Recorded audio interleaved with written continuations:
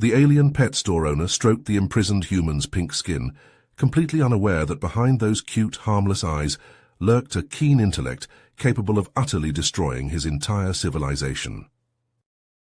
On the bustling world of Sakari Prime, a dense metropolis sprawled beneath a crimson sky. Hovercars darted between towering skyscrapers, and holographic billboards flickered with advertisements. In the marketplace, a cacophony of alien voices haggled over exotic goods from across the galaxy. "Ah, I see you've noticed my latest acquisition," the storekeeper Zack said as he scuttled over on 6 spindly legs. "A human. They're quite rare in this sector." "He's so tiny and helpless-looking," Pollux marveled. An amused smile spread across his face. "I'll take him." Minutes later, Pollux walked through the crowds with the human perched on his broad shoulder. As they moved deeper into the affluent district, Pollux noticed how silent and observant Kevin was, his eyes darting as if soaking in every detail of the alien city. The Sakari's apartment was located in a sleek high-rise with sophisticated security systems. Inside, the spacious dwelling featured all the modern luxuries. Floor-to-ceiling windows looked out over the glittering skyline. "Welcome to your new home," Pollux said, setting Kevin down to explore. The human immediately began wandering the space, his gaze lingering on control panels, ventilation shafts, and the locking mechanisms of doors and windows. Pollux found his pet's curiosity endearing. That night, as the Sakari slept, the human crept from his bed and accessed a computer terminal. His fingers flew over the unfamiliar controls, absorbing information at a shocking speed.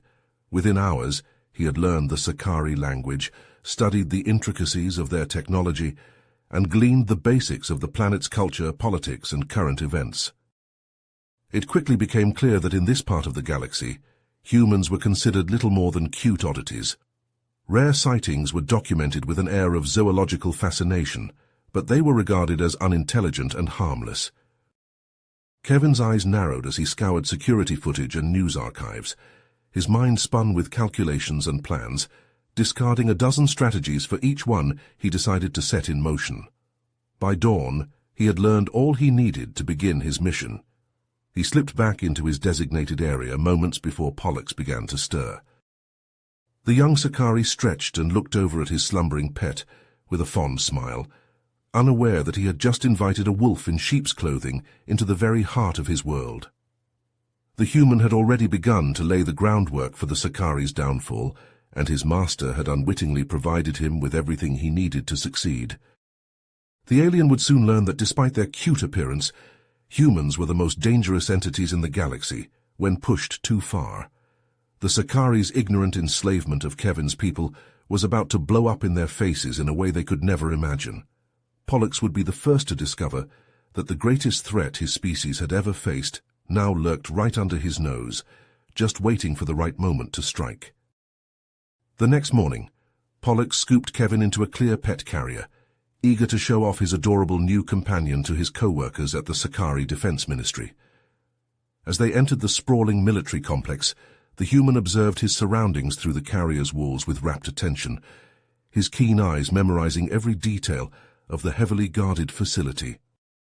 In Pollux's cramped office, he opened the carrier and allowed Kevin to roam free. The human immediately began exploring, his gaze flicking to the glowing screens displaying access codes, security protocols, and classified documents. His mind worked rapidly, committing the sensitive information to memory. Suddenly the door hissed open, and General Vorex strode in, his uniform gleaming with medals. The high-ranking Sakari froze when he spotted Kevin perched on Pollux's desk. "What is that creature doing here?" Vorex demanded, his voice dripping with disdain. "You brought a useless human pet into a secure government facility." Pollux's skin flushed with embarrassment. "Apologies, sir. I assure you Kevin is harmless. Watch, I've taught him tricks." Eager to demonstrate, Pollux issued a series of commands. "Kevin, sit, shake hands, play dead." The human dutifully followed each order, his face a mask of simple-minded obedience. Vorex snorted derisively, but seemed mollified by the display.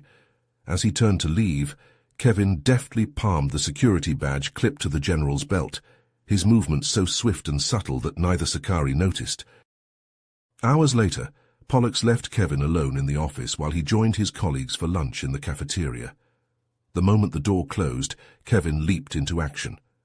He used Pollux's computer to access the classified files, his eyes scanning the data at an inhuman speed. The information he uncovered confirmed his worst suspicions. The Sakari were amassing a colossal armada, preparing to launch an all-out assault on the Zorthak. The neighboring species, known for their peaceful ways, would be caught completely off guard.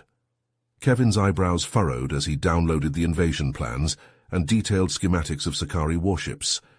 This intelligence would be vital for the human resistance. Just as he finished the data transfer, Kevin heard Pollux's heavy footfalls approaching.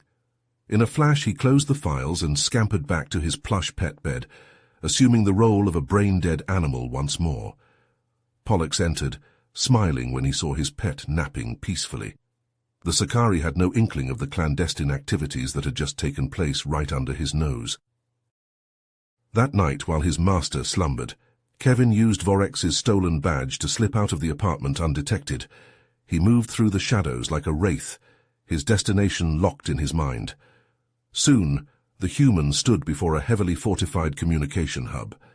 Disabling the security system with ease, Kevin infiltrated the building and accessed a long-range transmitter. His hands flew over the console as he composed an encrypted message to a hidden human outpost located light years away. "Operation Trojan Horse successful," he typed. "Commencing Phase 2, awaiting further instructions." With a final keystroke, Kevin sent the communique hurtling across the cosmos. Leaving no trace of his presence, the human melted back into the night. He returned to Pollux's apartment and crept into his designated sleeping area, his mission accomplished. As he closed his eyes, a faint smile played across his lips. The Sakari had no idea that their entire way of life was about to come crashing down around them, all thanks to the seemingly harmless creature they had underestimated for so long. A week passed, each day blurring into the next as Pollux went about his duties at the Defense Ministry. He began to notice Kevin's growing fascination with Sakari technology, the tiny human's eyes lighting up whenever he spotted a new gadget or device. It was endearing in a way to see such a primitive creature, so enthralled by the marvels of a more advanced civilization. One evening, as Pollux tinkered with an old datapad, Kevin scampered over, his gaze fixed on the glowing screen. He reached out with a tiny hand, his fingers twitching as if eager to explore the alien interface. "You want to play with this, little guy?" Pollux chuckled, amused by his pet's antics. He set the datapad down on the floor, watching as Kevin pounced on it like a kitten with a new toy. The human's fingers danced across the screen, his brow furrowed in concentration. To Pollux it looked like simple, random button mashing, but in reality, Kevin was hacking into the local network with astonishing speed and skill. Streams of data flowed across the display, revealing classified information about Sakari society, politics, and military operations. Kevin's eyes darted back and forth, absorbing every detail, committing it all to memory.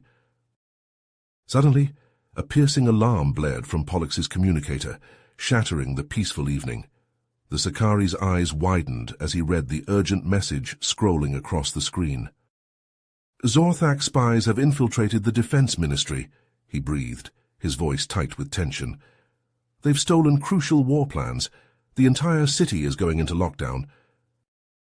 Pollux leaped to his feet, his mind racing.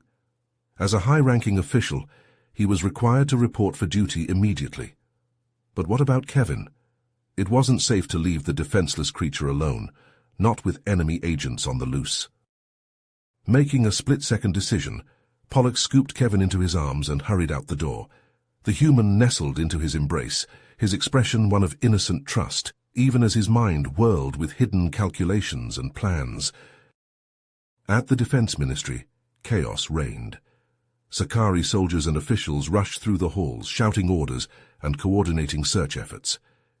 In the midst of the commotion, Pollux set Kevin down in his office, instructing him to stay put. But the moment Pollux's back was turned, Kevin slipped away, darting into the shadows with preternatural stealth. He navigated through air ducts and maintenance tunnels, his small size allowing him to move undetected through the sprawling complex. Following the schematics he had memorized earlier, Kevin made his way to the secure server room. He peered through a ventilation grate, his eyes narrowing as he spotted a group of Zorthak agents huddled around a terminal, downloading classified data onto a crystal. Kevin's mind spun with possibilities, discarding dozens of strategies before settling on a plan. With a few deft keystrokes on a nearby control panel, he sabotaged the room's environmental controls, flooding the chamber with a harmless but disorienting gas. As the Zorthak spies stumbled out, coughing and wheezing, Kevin darted forward, his hand snaking out to snatch the data crystal from a disoriented agent's belt. In the same fluid motion, he triggered the alarm, sending Sakari security forces rushing to apprehend the intruders. Amid the ensuing commotion, Kevin melted back into the shadows, the stolen crystal concealed beneath his clothing. He retraced his steps, slipping unseen through the chaos until he reached Pollux's side once more. The young Sakari sagged with relief when he found his pet unharmed. "Thank the stars you're safe, Kevin," he murmured, scooping the human into his arms. "This is no place for a helpless creature like you." But as Pollux watched the Zorthak spies being dragged away in restraints, he remained oblivious to the truth. The real mastermind behind the day's events watched silently from his embrace, his true intentions still hidden beneath a mask of innocent obedience. For Kevin, it was just another move in a game that spanned star systems and civilizations. The data crystal resting against his skin contained the pieces he needed to bring the Sakari to their knees, and the human resistance one step closer to victory. And so the dance continued, the Sakari blissfully unaware of the wolf they had welcomed into their fold, the adorable pet that would one day bring their entire world crashing down around them. The Sakari Defense Ministry buzzed with excitement. Pollux strode through the halls, his chest swelling with pride.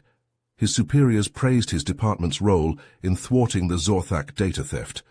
As a reward, they bestowed upon him a coveted promotion.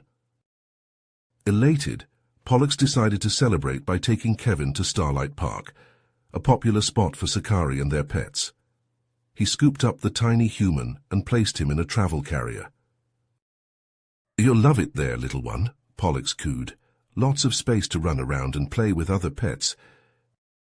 At the park, Pollux released Kevin from his carrier. The human blinked in the bright sunlight, taking in the lush purple grass and towering crystalline trees. All around, Sakari lounged on benches while their pets frolicked. Kevin maintained his facade of cuteness, scampering about on all fours and letting out occasional squeaks of delight. He mingled with other human pets, most of whom seemed genuinely docile and playful. Their vacant expressions and clumsy movements suggested they'd fully embraced their roles as simple-minded companions. As Kevin pretended to chase a floating bubble, his keen eyes scanned the park. That's when he spotted her, another human female watching him intently. Unlike the others, her gaze was sharp and calculating. While Pollux chatted with a group of Sakari about his recent promotion, Kevin sidled closer to the female. Her Sakari owner was engrossed in a data pad, paying little attention to his pet. Kevin scratched his ear, a seemingly innocent gesture that was actually the first move in a complex series of hand signals. The female responded by yawning and stretching, her fingers forming precise shapes. "Tonight, Warehouse District Midnight," her hands said. Kevin blinked twice in acknowledgement, then rolled over playfully in the grass. Neither of their Sakari owners noticed the exchange. Later that evening, Pollux collapsed into bed, exhausted from the day's excitement. Kevin waited patiently, listening to the Sakari's breathing slow and deepen. Once he was certain Pollux was asleep, Kevin sprang into action. The streets of the Sakari capital were eerily quiet at night. Kevin stuck to the shadows, his small size allowing him to duck behind trash receptacles and slip through narrow alleyways. He froze as a security drone buzzed overhead, its sensors sweeping the area. Only when it passed did Kevin continue his journey. It creaked open, revealing the human female from the park. Up close, Kevin could see the intelligence burning in her eyes. "I'm Sarah," she whispered. "Come inside quickly." Once the door was secured, Sarah turned to Kevin. "We don't have much time. I have critical information from my position in Admiral Zarkax's household. The Zorthak are planning an invasion of Sakari Prime." Kevin's eyes widened. He reached into a hidden pocket and produced the data crystal he'd stolen. "These are the Sakari war plans. If we play this right, we can manipulate both sides." For the next few hours, Kevin and Sarah pored over the information, formulating strategies to weaken both the Sakari and the Zorthak. Their ultimate goal, liberation for humanity. As the first hints of dawn colored the sky, Sarah and Kevin prepared to part ways. "Remember," Sarah said, "we must maintain our covers at all costs. The fate of our people depends on it." Kevin nodded grimly. He slipped out of the warehouse and made his way back to Pollux's apartment, erasing all traces of his nighttime excursion. When Pollux awoke and began preparing for work, he found Kevin curled up in his bed, the picture of innocence. The Sakari smiled fondly at his pet, completely unaware of the intricate plans forming behind those seemingly guileless eyes. As Pollux left for the day, Kevin allowed himself a small, satisfied smile. The revolution had begun, and the Sakari would never see it coming. A week passed swiftly. Pollux strode into the Sakari Defense Ministry, Kevin perched on his shoulder.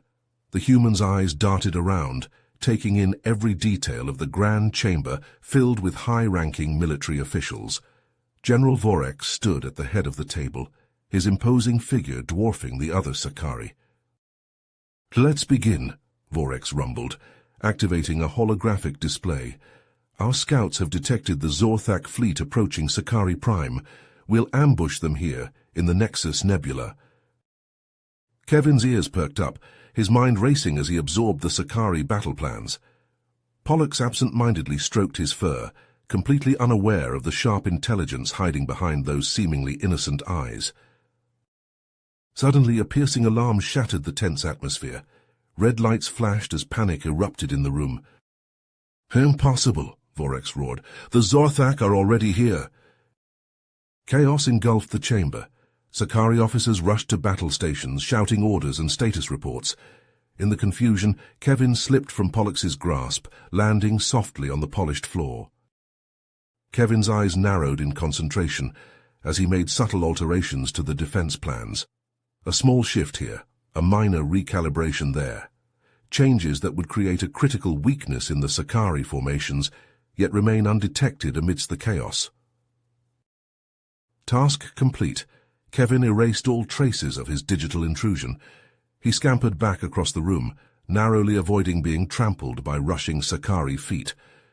Just as Pollux turned, searching frantically for his pet, Kevin leaped back into his arms. "Thank the stars you're safe," Pollux exclaimed, clutching Kevin close. "We need to get to the communication array."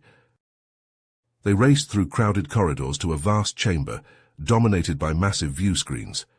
Pollux took his position at a control panel, barking orders into a headset. Kevin perched nearby, his gaze fixed on the unfolding space battle.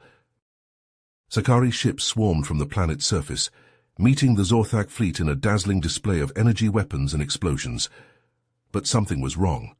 The Sakari formations faltered, leaving gaps in their defense that the Zorthak quickly exploited. Kevin's eyes flicked to a secondary monitor, catching a fleeting glimpse of a small unmarked ship slipping past both warring fleets. A ghost of a smile played across his lips, gone in an instant. "This doesn't make sense," Pollux muttered, frustration evident in his voice. "Our defenses should be holding." Kevin nuzzled Pollux's hand, playing the part of a frightened pet seeking comfort. But as the Sakari worked frantically to salvage their crumbling strategy, Kevin watched the fruits of his labor unfold with cold satisfaction. The seeds of chaos had been sown, and soon both the Sakari and Zorthak would reap the whirlwind. The view screens flickered as a barrage of Zorthak energy bolts slammed into the Sakari defense grid. The communication array erupted in a shower of sparks, panels exploding outward. Pollux stumbled, his eyes wide with shock. A support beam groaned, twisting free from the ceiling. It crashed down, striking Pollux squarely on the head. He crumpled to the floor, motionless. Kevin sprang into action. He scurried to Pollux's side, tiny hands gripping the Sakari's clothing. With surprising strength, the human dragged Pollux away from the sparking wreckage, pulling him behind an overturned console.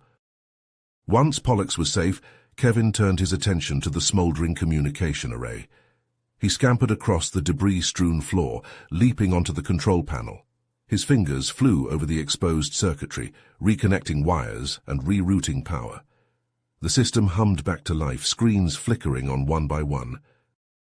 Kevin's eyes narrowed as he accessed the Zorthak communication frequencies. Encrypted messages scrolled across the screen. He tapped rapidly, algorithms racing through his mind as he cracked the alien code. The human activated the array's voice modulation system. When he spoke, Pollux's voice emerged from the speakers. "Attention, Sakari fleet," Kevin said, the unfamiliar Sakari words flowing from his mouth. "We've intercepted Zorthak battle plans. They're concentrating forces on our left flank. Adjust formation to Vector 379. On the main view screen, the Sakari ships shifted, closing a gap the Zorthak had been preparing to exploit. Kevin continued relaying information, guiding the Sakari fleet with surgical precision. A groan from behind the console caught Kevin's attention. He whirled around to see Pollux stirring. In an instant, the human was off the control panel. He scurried to a corner, curling into a trembling ball just as Pollux's eyes fluttered open. The Sakari officer sat up, rubbing his head.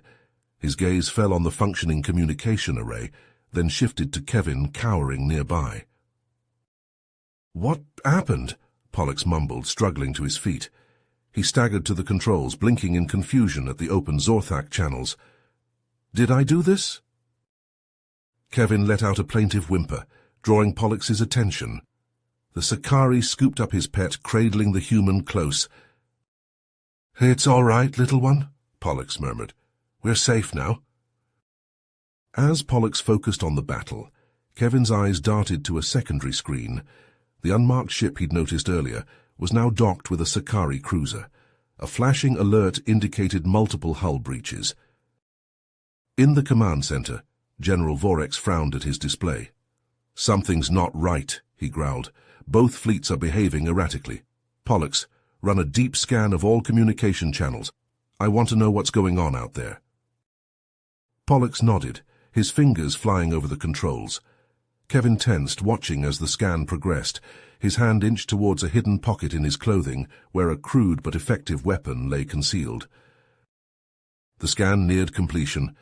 Kevin's muscles coiled, ready to spring into action if necessary. His eyes darted between Pollux, the approaching scan results, and the crude weapon, knowing the next few moments could change everything.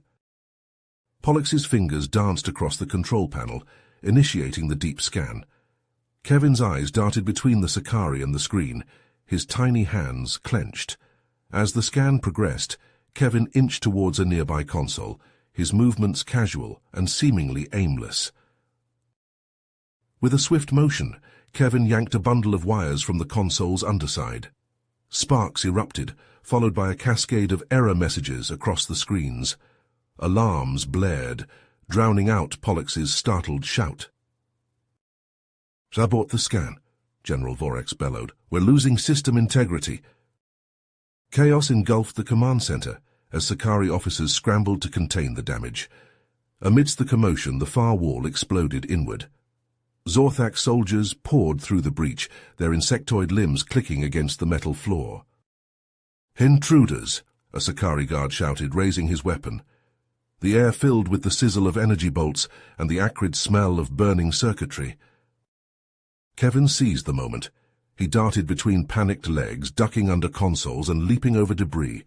The human slipped into a narrow maintenance duct, his small size allowing him to navigate the tight space with ease. The ventilation system echoed with the sounds of battle as Kevin crawled through the dusty shafts. He emerged in a dimly lit corridor, his eyes quickly adjusting to the gloom. A heavy door loomed before him, its security panel glowing red. Kevin approached the panel, studying its intricate locking mechanism. He retrieved a thin wire from a hidden pocket in his clothing, inserting it into a minuscule gap between the panel's segments. With practiced precision, Kevin manipulated the wire, bypassing the security protocols. The door slid open with a soft hiss, revealing the Sakari armory. Kevin darted inside, his gaze sweeping over racks of advanced weaponry. He snatched a plasma pistol, its bulk comically large in his tiny hands. Several stun grenades followed, tucked carefully into his clothing. Air commotion in the hallway sent Kevin scrambling back into the ventilation system. He crawled through the ducts, guided by the sounds of combat. Peering through a grate, he spotted General Vorex backed into a corner, 3 Zorthak soldiers advancing on the Sakari leader. "Your fleet lies in ruins," one Zorthak hissed, mandibles clicking in anticipation. "Now you will share their fate." Kevin pushed open the grate, plasma pistol at the ready. He squeezed the trigger and a bolt of energy struck the nearest Zorthak in the back. The alien crumpled, its exoskeleton smoking. Before the others could react, Kevin fired again, taking down a second soldier. The third Zorthak whirled, its compound eyes fixing on Kevin. The human rolled to the side, narrowly avoiding a retaliatory shot. In one fluid motion, Kevin activated a stun grenade and hurled it at the alien's feet. A blinding flash filled the corridor. When it cleared, the final Zorthak lay twitching on the ground, incapacitated. General Vorex stared at Kevin, mandibles agape. The human's eyes widened in feigned terror. He dropped the plasma pistol, letting out a series of frightened squeaks. Quickly, Kevin scurried to a fallen Sakari officer, curling up next to the body and trembling. "By the celestial spheres," Vorex breathed, his gaze darting between Kevin and the fallen Zorthak. "How did you—" A nearby explosion cut off his words. Another Sakari officer burst into the corridor, panting heavily. Vorex hesitated, his eyes lingering on Kevin. Then he shook his head as if dismissing an impossible thought. "I'm coming," he said, following the officer out of the corridor. Once alone, Kevin sprang into action. He darted to a nearby terminal, his fingers flying over the keypad. An encrypted message flashed across the screen. "Operation proceeding as planned. Sakari and Zorthak engaged. Await further instructions." Message sent, Kevin erased all traces of his activity. He scurried back through the ventilation system, emerging in the command center. Pollux stood at his station, barking orders into a communicator. Kevin leaped onto his shoulder, nuzzling the Sakari's neck affectionately. Kevin chirped innocently, his eyes wide and guileless, but as Pollux turned back to the battle displays, Kevin's gaze sharpened. He watched the unfolding conflict, both in space and within the command center, his mind racing with calculations and contingencies. On the main view screen, a Sakari cruiser suddenly veered off course. Its weapon systems activated, firing on both Sakari and Zorthak ships indiscriminately. "What in the name of the first star is happening?" Pollux muttered, frantically tapping at his console. Kevin allowed himself a small, satisfied smile, quickly hidden behind a paw. The seeds of chaos he'd planted were beginning to bloom, and soon both the Sakari and Zorthak would reap the whirlwind. As the battle raged on, Kevin settled in to watch and wait, ready to seize any opportunity that arose. A blinding flash illuminated the command center view screen. The Zorthak dreadnought's energy weapon tore through space, ripping apart Sakari ships with brutal efficiency. Alarms blared as reports of catastrophic damage flooded in. Panic gripped the command center. Officers rushed between stations, desperately trying to coordinate a defense against the overwhelming Zorthak assault. Amidst the chaos, Kevin's eyes locked onto General Vorex. The Sakari leader pulled out a personal device, his fingers flying across its surface as he input a complex sequence. Kevin's heart raced. He recognized the code, the activation sequence for the Sakari's secret superweapon. Time slowed as the human calculated his options, knowing he had mere seconds to act. With a swift motion, Kevin launched himself off Pollux's shoulder. He scampered across the command center, weaving between stomping Sakari feet. Reaching a towering display unit, Kevin braced himself and pushed with all his might. The unit teetered, then crashed to the floor with a thunderous boom. Sparks erupted as it smashed into nearby consoles. Sakari officers shouted in alarm, rushing to contain the damage. In the confusion, Kevin darted towards General Vorex. The Sakari leader had dropped his device, distracted by the commotion. Kevin snatched it up, clutching it tightly as he raced away. Finding a secluded corner behind a bank of processors, Kevin hunched over the device. His fingers flew across its surface, reprogramming the targeting parameters with lightning speed. Lines of alien code scrolled past as Kevin worked, sweat beading on his brow. Pollux's voice cut through the din. Kevin's head snapped up, seeing the Sakari officer approaching. With no time to spare, Kevin activated his contingency plan. As Pollux reached him, Kevin let out a series of distressed chirps. He held out the device to Pollux, eyes wide with feigned innocence. "What's this?" Pollux asked, taking the device. "Wait, this is General Vorex's. Where did you find it?" Kevin pointed towards the fallen display unit, letting out another plaintive squeak. "Good boy, Kevin," Pollux exclaimed. "I need to return this immediately." As Pollux rushed off, Kevin allowed himself a brief moment of satisfaction. He scurried back to his perch, watching events unfold. The view screen flickered, showing a massive energy buildup at the Sakari shipyards. The superweapon activated, its power arcing across space. But instead of striking the Zorthak fleet, the beam lanced towards a nearby planet. Silence fell over the command center. Officers stared at blank screens, their communications cut off.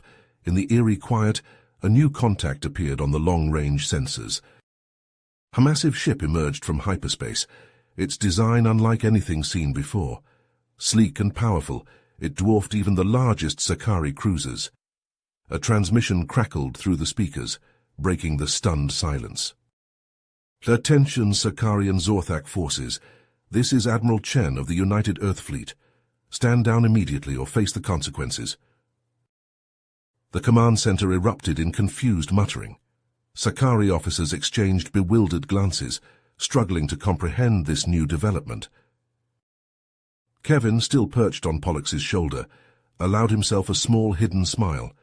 His tiny paw covered his mouth, concealing the satisfied expression. As the Sakari grappled with the sudden appearance of a human fleet, Kevin's mind raced with the implications. The true scale of humanity's plan was only beginning to unfold, and the command center descended into pandemonium as Admiral Chen's ultimatum echoed through the speakers. Sakari officers scrambled between stations, their mandibles clicking frantically as they tried to make sense of the situation. General Vorex's eyes bulged, his exoskeleton quivering with rage. "Impossible!" he roared, slamming his appendage against a console. "How dare these diminutive creatures threaten us? Pollux, explain this human ship's presence immediately." Pollux stood frozen, his gaze fixed on Kevin. The small human perched on his shoulder, eyes darting around the room. As their eyes met, a flicker of understanding passed between them. Pollux opened his mouth to speak, but before he could utter a word, the lights flickered and died. Darkness enveloped the command center. Panicked shouts filled the air as Sakari officers collided with each other in the blackness. Emergency power kicked in, bathing the room in an eerie red glow. Shadows danced across alien faces, heightening the sense of chaos and fear. In the confusion, Kevin seized his chance. He leapt from Pollux's shoulder, landing silently on the floor. With practiced ease, he darted between towering Sakari legs, his small size allowing him to navigate the crowded space undetected. Kevin reached a maintenance hatch hidden in the corner of the room. He pried it open, revealing a narrow tunnel that disappeared into darkness. Without hesitation, he squeezed through the opening, pulling the hatch closed behind him. The tunnel was pitch black and claustrophobic. Kevin crawled on his hands and knees, feeling his way forward. The cool metal pressed against his skin as he navigated twists and turns, guided by an internal map of the station's layout. After what felt like an eternity, Kevin emerged into the vast expanse of the docking bay. He blinked, adjusting to the harsh light. The scene before him was one of controlled chaos. A group of humans clad in sleek combat suits moved with lethal precision. They wielded advanced stun weapons, taking down Sakari guards with ruthless efficiency. At their head stood Sarah, her fierce expression a stark contrast to the Sakari's perception of humans as helpless pets. Kevin straightened, dropping the submissive posture he'd maintained for so long. He strode toward Sarah, his eyes gleaming with newfound purpose. "Took you long enough," Sarah said, tossing him a weapon. "We've secured the bay, but we need to move fast." Kevin caught the weapon, familiarizing himself with its weight and controls. "What's our next move?" he asked, his voice steady and confident. Sarah's eyes narrowed. "We're taking the station. It's our bargaining chip. You and I are headed for the main reactor. The others will secure key systems." They moved swiftly through the station's corridors, encountering pockets of resistance. Sakari security forces charged at them, energy weapons blazing. Kevin ducked and rolled, his small size making him a difficult target. He returned fire with precision, each shot finding its mark. As they rounded a corner, they came face to face with a group of Zorthak infiltrators. The insectoid aliens chittered in surprise, their mandibles clicking menacingly. Kevin sprang into action, his movements a blur. He leapt onto the nearest Zorthak, using its bulk as a springboard to launch himself at another. His fists struck with pinpoint accuracy, targeting weak points in the alien's exoskeleton. The Zorthak crumpled, its legs twitching uselessly. Sarah watched in amazement as Kevin took down opponents 3 times his size. His combat style was a fluid mix of acrobatics and devastating strikes, honed through years of secret training. They reached the reactor room, dispatching the guards with ease. Kevin approached the main control panel, his fingers flying over the alien interface. Lines of code scrolled across the screen as he initiated a controlled overload. "We've got leverage," Kevin announced, stepping back from the console. "The reactor's primed to go critical on our command." Sarah nodded, activating her comm unit. "Bridge secured, reactor under our control. We'll go for Phase 2. In orbit, the human warship sprang to life. Dozens of smaller craft poured from its hangars, darting between the disabled Sakari and Zorthak vessels. They attached sleek devices to the hulls of each ship, working with incredible speed and coordination. On the station's bridge, now under human control, Admiral Chen stood tall. His weathered face filled the main view screen as he opened a channel to both alien fleets. "Attention Sakari and Zorthak forces," Chen's voice boomed. "The devices attached to your ships are quantum-linked bombs. Any aggressive action will result in the instantaneous destruction of your entire fleet." Stunned silence filled the communication channels. Chen's eyes narrowed as he delivered his ultimatum. "I demand an immediate ceasefire and the commencement of peace talks. The era of treating humanity as pets ends now. We are prepared to negotiate as equals, or demonstrate why that is in your best interest." As the aliens grappled with this shocking turn of events, Kevin and Sarah made their way to the bridge. They entered just as Chen finished speaking, taking their places among the human crew. The fate of 3 species hung in the balance, with humanity holding the upper hand for the first time in galactic history. Kevin and Sarah moved swiftly through the station's corridors, their boots echoing on the metal floors. They reached the command center, its doors sliding open with a hiss. Inside, they found Pollux and General Vorex held at gunpoint by human guards. Pollux's compound eyes widened as he saw Kevin stride in, now clad in a crisp human military uniform. The Sakari's mandibles clicked rapidly, a sign of his shock and confusion. Before anyone could speak, alarms blared throughout the station. Red emergency lights bathed the command center in an eerie glow. Kevin's mind raced, assessing the situation. He turned to the human guards. "Release them," he said, gesturing to Pollux and Vorex. "We need all the help we can get." The guards hesitated, looking to Sarah for confirmation. She nodded, and they lowered their weapons. "Pollux, General," Kevin said, his voice firm and authoritative, I know you have questions, but right now we need to work together. General Vorex's exoskeleton bristled. Why should we trust you, human? Reluctantly, the Sicari agreed. Kevin led the unlikely group out of the command center and into the maze-like corridors of the station. He navigated with confidence, taking routes that avoided the areas where Zorthak life signs were detected. They reached a sealed bulkhead, beyond which they could hear the sounds of Zorthak trying to break through. Kevin approached a seemingly blank section of wall and pressed his hand against it. A hidden panel slid open, revealing a complex array of circuitry. Kevin's fingers flew over the controls, rewiring connections with practiced ease. Suddenly, sections of the corridor walls slid open, revealing automated turrets. They whirred to life, their targeting systems locking onto the bulkhead. The moment the Zorthak breached the door, they were met with a hail of energy bolts. The insectoid aliens screeched in surprise and pain as they fell under the barrage. Kevin seized a fallen Zorthak weapon, its alien design fitting comfortably in his hands. He took up a position behind a fallen piece of debris, firing with deadly accuracy. Each shot found its mark, dropping Zorthak soldiers with precision. Pollux watched in amazement as his former pet coordinated complex maneuvers, directing the Sicari and human forces to outflank the Zorthak. Kevin's voice rang out clear and confident, a far cry from the docile chirps he once used to communicate.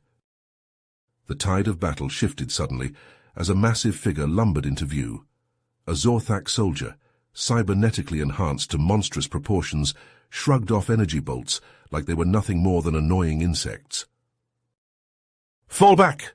Kevin shouted, assessing the new threat. He fired a series of shots at the behemoth's legs, but they barely slowed its advance. Thinking quickly, Kevin turned to Pollux. "The cargo bay," he said. "We need to lure it there." Kevin darted out from cover, drawing the cybernetic soldier's attention. He weaved between debris and fallen combatants, always staying just out of the monster's reach. The others provided covering fire, keeping the remaining Zorthak at bay as Kevin led the behemoth on a chase through the station's corridors. They reached the cargo bay, its cavernous space filled with stacked crates and equipment. Kevin sprinted to a control panel near the center of the room, his fingers flying over the interface. The cybernetic soldier lumbered into the bay, its heavy footsteps shaking the floor. It raised a massive weaponized arm targeting Kevin. At the last second, Kevin dove away. A shimmering field of energy sprang to life around the behemoth, trapping it in a magnetic containment bubble designed for volatile materials. The cybernetic soldier raged within its prison, unable to break free. Kevin stood, breathing heavily, and turned to face his companions. Pollux and General Vorex stared at him, their alien features a mix of awe and disbelief. The reality of who and what Kevin truly was had shattered their long-held perceptions of humanity. "Kevin," she said, her voice tense. "Long-range sensors just picked up a massive fleet entering the system. It's not Sicari, not Zorthak, and definitely not human." The real test of humanity's place in the galaxy was rapidly approaching, and Kevin knew they would need every ounce of skill, cunning, and cooperation they could muster to face what was coming. Kevin sprang into action, his fingers flying across the station's control panels. Lines of code scrolled rapidly as he reprogrammed the sensors, pushing them beyond their intended capabilities. The main view screen flickered, then stabilized, revealing a chilling sight. Thousands of ships filled the screen, their hulls a grotesque fusion of metal and pulsating organic matter. Admiral Chen's face paled as he studied the readings. "The Hive," he said, his voice barely above a whisper. "A race of conquerors that have laid waste to entire sectors." Kevin's mind raced, analyzing their options. His eyes fell on a flashing indicator labeled Phase Shift Prototype. He turned to the others, his expression grim yet determined. "I have a plan," he announced. "It's risky, but it might be our only shot." He outlined his idea to use the station's experimental phase shift technology to infiltrate the Hive flagship. As he finished, Pollux stepped forward, his compound eyes fixed on Kevin. The trio worked feverishly, cobbling together makeshift phase-shift suits from a mixture of Sakari and human technology. As Kevin activated the devices, a strange tingling sensation washed over him. He glanced down, watching his body flicker and become translucent. In an instant, the sterile environment of the station vanished. Kevin found himself standing in a vast, cavernous chamber. The air was thick with a musty, organic scent. All around them, thousands of insectoid drones scuttled about, their exoskeletons gleaming in the dim, pulsating light. Kevin motioned for silence, then led the way through the ship's twisting organic corridors. The walls seemed to breathe, expanding and contracting rhythmically. He moved with confidence, relying on knowledge gleaned from years of secret xenobiology study. As they approached a group of drones, Kevin signaled for the others to stop. He closed his eyes, concentrating intensely. A faint, musky odor began to emanate from his suit. The drones passed by, oblivious to their presence. They pressed on, navigating through the maze-like interior of the ship. Finally, they reached a massive chamber, housing a pulsating, brain-like structure. Tendrils of biomechanical matter stretched out from it, connecting to every part of the ship. Kevin approached the neural cluster, pulling a small device from his suit. He began to interface with the alien technology, his fingers dancing across the device's surface as he attempted to implant the virus. Suddenly, a piercing shriek filled the air. Kevin stumbled back, clutching his head. The walls of the chamber writhed and twisted, closing in around them. Before they could react, a viscous resin sprayed from hidden glands in the walls. It hardened rapidly, encasing them in cocoon-like prisons. Kevin struggled against his bonds, but they held firm. As panic began to set in, a strange sizzling sound caught Kevin's attention. He turned his head, his eyes widening, as he saw Pollux's exoskeleton start to glisten with moisture. "Acid," Pollux gasped. "A defense mechanism, when we're stressed." The resin cracked and fell away. Kevin wasted no time, lunging for his drop device. He re-established the connection with the neural cluster, his fingers moving with desperate speed. A deafening roar shook the chamber. Kevin's vision blurred as a wave of psychic energy slammed into him. He staggered, nearly losing his grip on the device. "It's done," he shouted, his voice hoarse. "The virus is uploaded." All around them, the ship began to shudder and twist. Through the chamber's openings, they could see other hive ships turning their weapons on each other. They raced through the disintegrating corridors, dodging falling debris and panicked drones. As they reached the extraction point, Kevin felt the familiar tingling of the phase shift activating. A sea of chitinous bodies surged towards them, mandibles snapping. Kevin's stomach lurched as the phase shift took hold. The last thing he saw was a drone's razor-sharp claw slashing towards Pollux. They materialized back on the station, the sounds of battle still ringing in their ears. Kevin stumbled, his head pounding from the psychic assault. As his vision cleared, he saw Pollux collapsed on the floor, green ichor oozing from a deep gash in his side. Carapace. Kevin rushed to his friend's side, pressing his hands against the wound to stem the flow of ichor. Before Kevin could assess the damage, a deafening wail filled the air. Red emergency lights flashed, bathing the room in an eerie glow. The station's computer system spoke in a distorted voice, warning, "Critical system failure. Hive virus detected in main computer core." Kevin's head throbbed, the psychic attack from the Hive Queen still reverberating through his mind.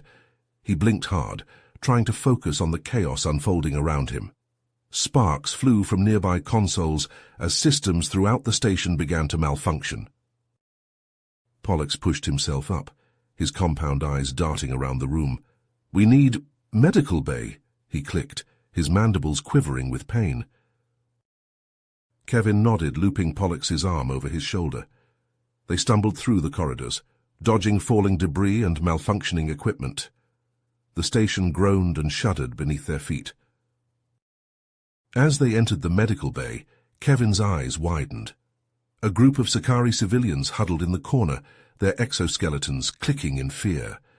Among them stood a familiar face, Zax, the pet shop owner who had sold Kevin to Pollux. Zax's antennae twitched in recognition. By the hive mind, it's true, the human pet, it's... Kevin cut him off, lowering Pollux onto a medical bed. No time for explanations, we need to evacuate. He turned to Sarah, who had followed them into the bay. Take these civilians to the escape pods, get them out of here. Sarah nodded, her face set with focus. She began directing the Sakari towards the exit, her voice calm but firm. Kevin turned back to Pollux, applying a rapid healing gel to his wound. We need to get to the central computer core. It's our only chance to stop this virus. Pollux clicked in agreement, pushing himself off the bed. The two moved swiftly through the deteriorating station, their unlikely partnership a stark contrast to their former roles as pet and owner. As they navigated the twisting corridors, they witnessed a sight that would have been unthinkable hours ago. Sakari and Zorthak soldiers, sworn enemies until now, worked side by side to combat the spreading hive infection. They tore out infected circuitry and fought off rogue maintenance drones that had been corrupted by the virus. Kevin and Pollux reached the central computer core, a massive room filled with pulsing bio-neural processors. The main screen flickered to life as they approached, displaying a rapidly evolving stream of alien code. It's communicating, Kevin muttered, his fingers flying over the holographic interface. Pollux leaned in, his data analyst background kicking into gear. It's expressing a desire to merge with organic life. This isn't just a virus anymore, it's developed a crude intelligence. Pollux nodded, understanding instantly. Together they crafted a response code, a digital Trojan horse designed to lower the virus's defenses. As the virus processed their deception, Kevin activated a hidden program, a countermeasure he had secretly embedded in the station's systems months ago, preparing for a day he hoped would never come. The virus's defenses crumbled, and Kevin's countermeasure surged through the system. The main screen flashed wildly, then went dark. The virus was contained, but at a terrible cost. Alarms blared once more. Life support systems critical, station-wide failure imminent, the computer warned. Kevin grabbed Pollux's arm. We need to get to the hangar, now! They raced through the dying station, the air growing thin around them. Reaching the hangar, they found a single shuttle remaining, its systems a hybrid of Sakari and human technology. As they approached the shuttle, a chittering sound echoed through the hangar. A group of hive drones, survivors of the fleet's destruction, crawled from the shadows. Their mandibles clicked hungrily as they advanced. Kevin and Pollux backed away, weaponless and cornered. Suddenly a familiar voice rang out. Zax stood in the hangar entrance, wielding what looked like a cobbled-together flamethrower. Without hesitation, he unleashed a stream of fire, pushing back the advancing drones. Go, Zax shouted, his antennae quivering with exertion. I'll hold them off. Kevin hesitated for a split second, then nodded. He and Pollux scrambled into the shuttle, joined by the last few survivors who had made it to the hangar. As the shuttle's engines roared to life, Kevin watched through the viewport as Zax continued to fight, buying them precious seconds with his life. The shuttle blasted out of the hangar, leaving behind the disintegrating station. Through the cockpit window, Kevin saw the human fleet engaged in fierce combat with hive stragglers. The comm system crackled to life. Admiral Chen's voice filled the shuttle, tense and urgent. All ships fall back immediately. Repeat, fall back. A proximity alarm blared. Kevin's eyes widened as he saw the readings. A massive energy signature was emerging from hyperspace, dwarfing even the largest capital ships. The Hive Queen had arrived. The Hive Queen's colossal form materialized from hyperspace, dwarfing even the largest capital ships.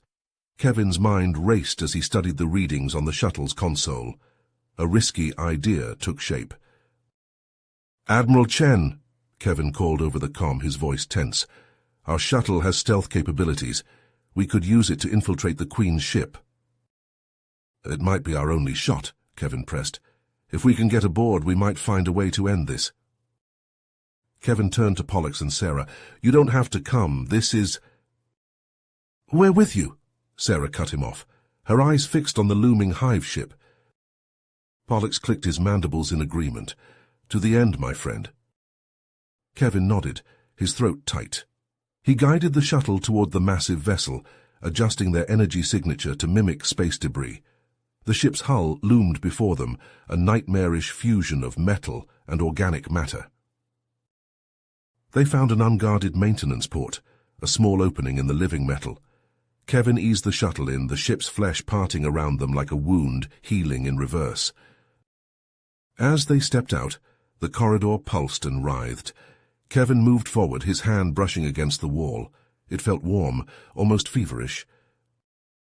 They navigated through twisting passages, the ship's internal structure shifting around them. Suddenly, they emerged into a vast chamber. Kevin's breath caught in his throat. Hundreds of stasis pods lined the walls, each containing a different alien species. Some were familiar, others utterly alien. Kevin's eyes widened as he recognized forms he'd only seen in ancient texts. "These species," he whispered. "Some of them, they're supposed to be extinct." Pollux's antennae twitched. "They're preserving them, but why?" Kevin stumbled towards it, drawn by an instinct he couldn't explain. He reached out, touching the living circuitry. Instantly, his mind was overwhelmed by an alien consciousness, vast and incomprehensible. Pollux grabbed Kevin's arm, his exoskeleton buzzing with energy. "I'm here," he clicked. "Focus on my voice." With Pollux as an anchor, Kevin navigated the Queen's mind. Images flashed before him, countless worlds, civilizations rising and falling, and something lurking in the void between stars. "She thinks she's saving them," Kevin gasped. "There's something out there, something worse than the hive." A distant sound of combat echoed through the chamber. Sarah stood at the entrance, her fists bloodied. "We've got company," she called, dropping into a fighting stance as a wave of drones surged forward. Kevin focused, pushing through the alien thoughts. With Pollux's help, he implanted a suggestion in the Queen's mind, a seed of alliance rather than conquest. As they retreated, the Queen's psychic voice boomed through their minds. "Intruders, you dare—" The voice trailed off, confusion rippling through it. Then, with earth-shaking force, it spoke again. "Humans, Sakari, Xorthak, I would speak with your leaders." The ship around them began to change, hostile surfaces smoothing, becoming almost welcoming. Kevin's mind raced as they sprinted back to their shuttle. At the last moment, he grabbed a data crystal, downloading a vast archive of hive knowledge. As they launched back into space, Kevin's head spun with the weight of what they'd discovered. The true enemy was coming, and the galaxy would never be the same. As their shuttle docked with Admiral Chen's flagship, Kevin, Pollux, and Sarah found themselves swiftly escorted to a quarantine chamber. The stark white room, sealed off by transparent force fields, became their new home as medical staff in hazmat suits ran tests on them. Kevin sat cross-legged on the floor, the data crystal from the hive ship cradled in his hands. His fingers danced across a holographic interface as he delved into the alien archive.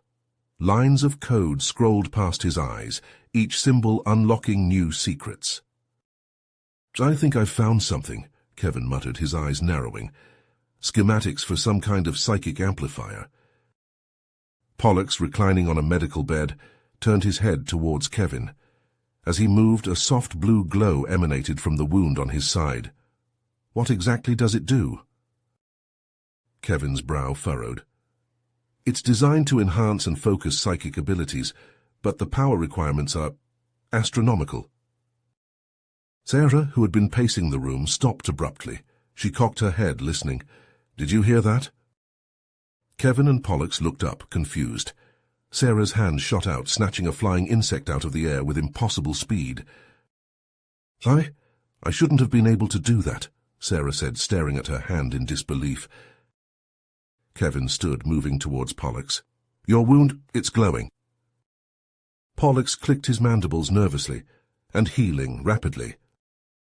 Before they could discuss further, the ship lurched violently. Alarms blared as the lighting shifted to a pulsing red.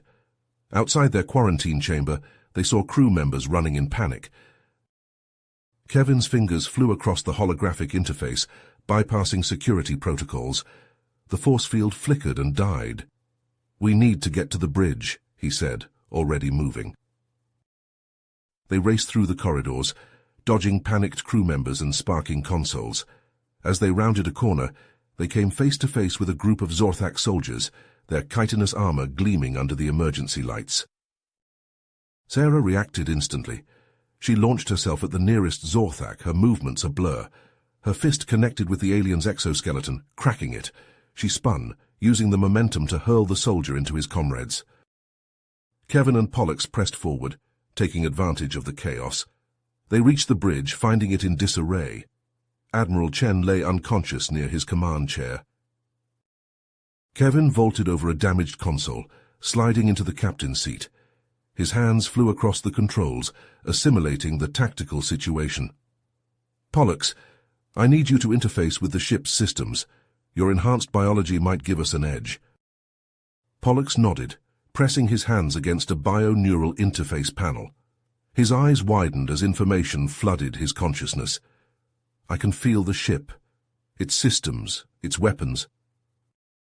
As the battle raged outside, Kevin implemented strategies gleaned from the Hive archive. Pollux's enhanced connection to the ship's systems allowed for lightning-fast responses, outmaneuvering the Zorthak ships. Sarah stood guard at the bridge entrance, her augmented reflexes making her an impenetrable defense against boarding parties. In the midst of the chaos, Kevin's eyes were drawn to a readout on his console. A massive gravitational anomaly had appeared at the edge of their sensor range. "Oh no," Kevin breathed. He opened a channel to all ships in the area. Human, Sakari, Zorthak, and even the distant Hive vessels. "This is Kevin, temporary commander of the human flagship. I have critical information from the Hive archive. The threat the Queen warned us about, it's here. We need to stop fighting each other and form an alliance, or we're all doomed." He transmitted portions of the Hive archive, proof of the cosmic horror that approached. Gradually the weapons fire ceased as the gravity of the situation sank in. As representatives from each species began converging for emergency talks, Kevin turned to Pollux and Sarah. "We need to build that psychic amplifier. It might be our only chance to communicate with whatever that thing is." They set to work, cobbling together the device from spare parts and Hive technology. As they worked, a shared vision slammed into their minds, a vast ancient entity stirring in the depths of space, its hunger awakening after eons of slumber. Sarah's eyes were wide with fear and commitment. "Then we better work faster, because I have a feeling we don't have much time left." Kevin's fingers danced across the holographic interface, adjusting parameters and recalibrating circuits as he worked on the psychic amplification device. Pollux stood nearby, his antennae twitching as he fed data into the system. Sarah paced the lab, her eyes darting between the device and the viewport, where the Allied fleet hung in the void of space. The lab door hissed open. General Vorex strode in, his carapace gleaming under the harsh lights. A team of Sakari scientists followed, their compound eyes blinking rapidly as they took in the scene. "We have a proposal," Vorex announced, his mandibles clicking with excitement. "Our team has reverse-engineered some of the Hive technology. We believe we can integrate it with your device, enhancing its capabilities significantly." Kevin's brow furrowed. He glanced at the device, then back at Vorex. "That's risky. We don't fully understand the Hive tech yet." "All right," Kevin nodded. "Let's do it." They worked feverishly, Sakari and humans side by side, integrating the alien technology into the amplifier. Suddenly, alarms blared throughout the ship. Red emergency lights bathed the lab in an eerie glow. A holographic display flickered to life, showing a sea of stars warping and twisting. Gravitational anomalies rippled through space, threatening to tear apart nearby planets. "It's here," Kevin breathed. "The cosmic entity."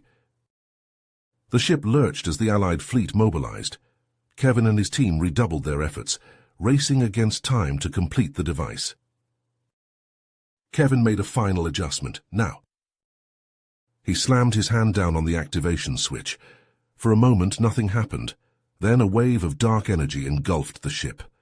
Kevin felt a sickening lurch, as if reality itself was being torn apart. When the darkness cleared, they found themselves in a realm of swirling mists and impossible geometries. Ethereal forms floated around them, their bodies shimmering with otherworldly light. One of the beings drifted closer. Its voice echoed in their minds. "We are the last survivors of civilizations, consumed by the horror you now face. We offer you our knowledge, our very essence. With it, you may have a chance against the threat. But be warned, and this merger may erase your individual identities." Kevin exchanged glances with Pollux and Sarah. Before they could respond, the pocket dimension shuddered. Cracks appeared in the fabric of reality around them. Pollux's antennae quivered. He raised his claws, and a shimmering field of energy spread outward, temporarily stabilizing their surroundings. I'm not sure," Pollux clicked. "It just felt right." Their momentary relief was short-lived. Tendrils of dark energy probed at the edges of Pollux's field, seeking to devour them. Kevin's mind raced. He turned to the amplification device still clutched in his hands. Without hesitation, he pressed his palms against its surface, interfacing directly with its systems. Pain lanced through his skull as he channeled his will through the device, projecting a psychic shield around them. The strain was immense, threatening to tear his mind apart. Suddenly he felt Sarah's hand on his shoulder. Pollux's claw grasped his arm. Their minds merged, bolstering the shield. As their consciousness expanded, they glimpsed the true nature of the cosmic horror. A vast collective of ancient minds, twisted by eons of isolation and fear. Understanding bloomed within them. Kevin focused their shared will, broadcasting a message not of defiance but of unity and hope. The message rippled outward, touching not just their allies, but the cosmic entity itself. For a heartbeat, the attack ceased. Then a psychic scream tore through space and time. The entity recoiled, its very nature challenged by this unexpected response. Reality warped around them once more. When it settled, they found themselves back on the ship, gasping for breath. Admiral Chen's voice crackled over the comm. "All ships, report status. What just happened out there?" "The cosmic threat has retreated," Kevin replied, his voice hoarse. "But this was only the beginning." As the Allied fleet regrouped, Kevin knew that the galaxy would never be the same. The war to reshape existence itself had only just begun. Kevin opened his eyes, his head pounding from the psychic strain. He glanced at Pollux and Sarah, noticing their dazed expressions. A strange sensation tickled the back of his mind. "Did you guys feel that?" Kevin asked, not moving his lips. Pollux's antennae twitched. "I heard you in my mind." Sarah nodded, her eyes wide. "Me too. How is this possible?" Kevin focused, projecting his thoughts. It must be a side effect of our merged consciousness during the encounter with the cosmic entity. They sat in stunned silence, exploring the boundaries of their newfound connection. Suddenly, a spike of alarm shot through their shared awareness. "Danger!" Pollux chittered, his mandibles clicking rapidly. "Someone's planning to attack the ship." Kevin closed his eyes, concentrating. He saw flashes of chitinous armor, explosive devices, and the familiar corridors of the flagship. "Zorthak saboteurs," he breathed. Without a word, they sprang into action. Kevin raced to a maintenance hatch, prying it open with practiced ease. He slipped into the narrow confines of the ventilation system, his small human frame allowing him to navigate the tight spaces.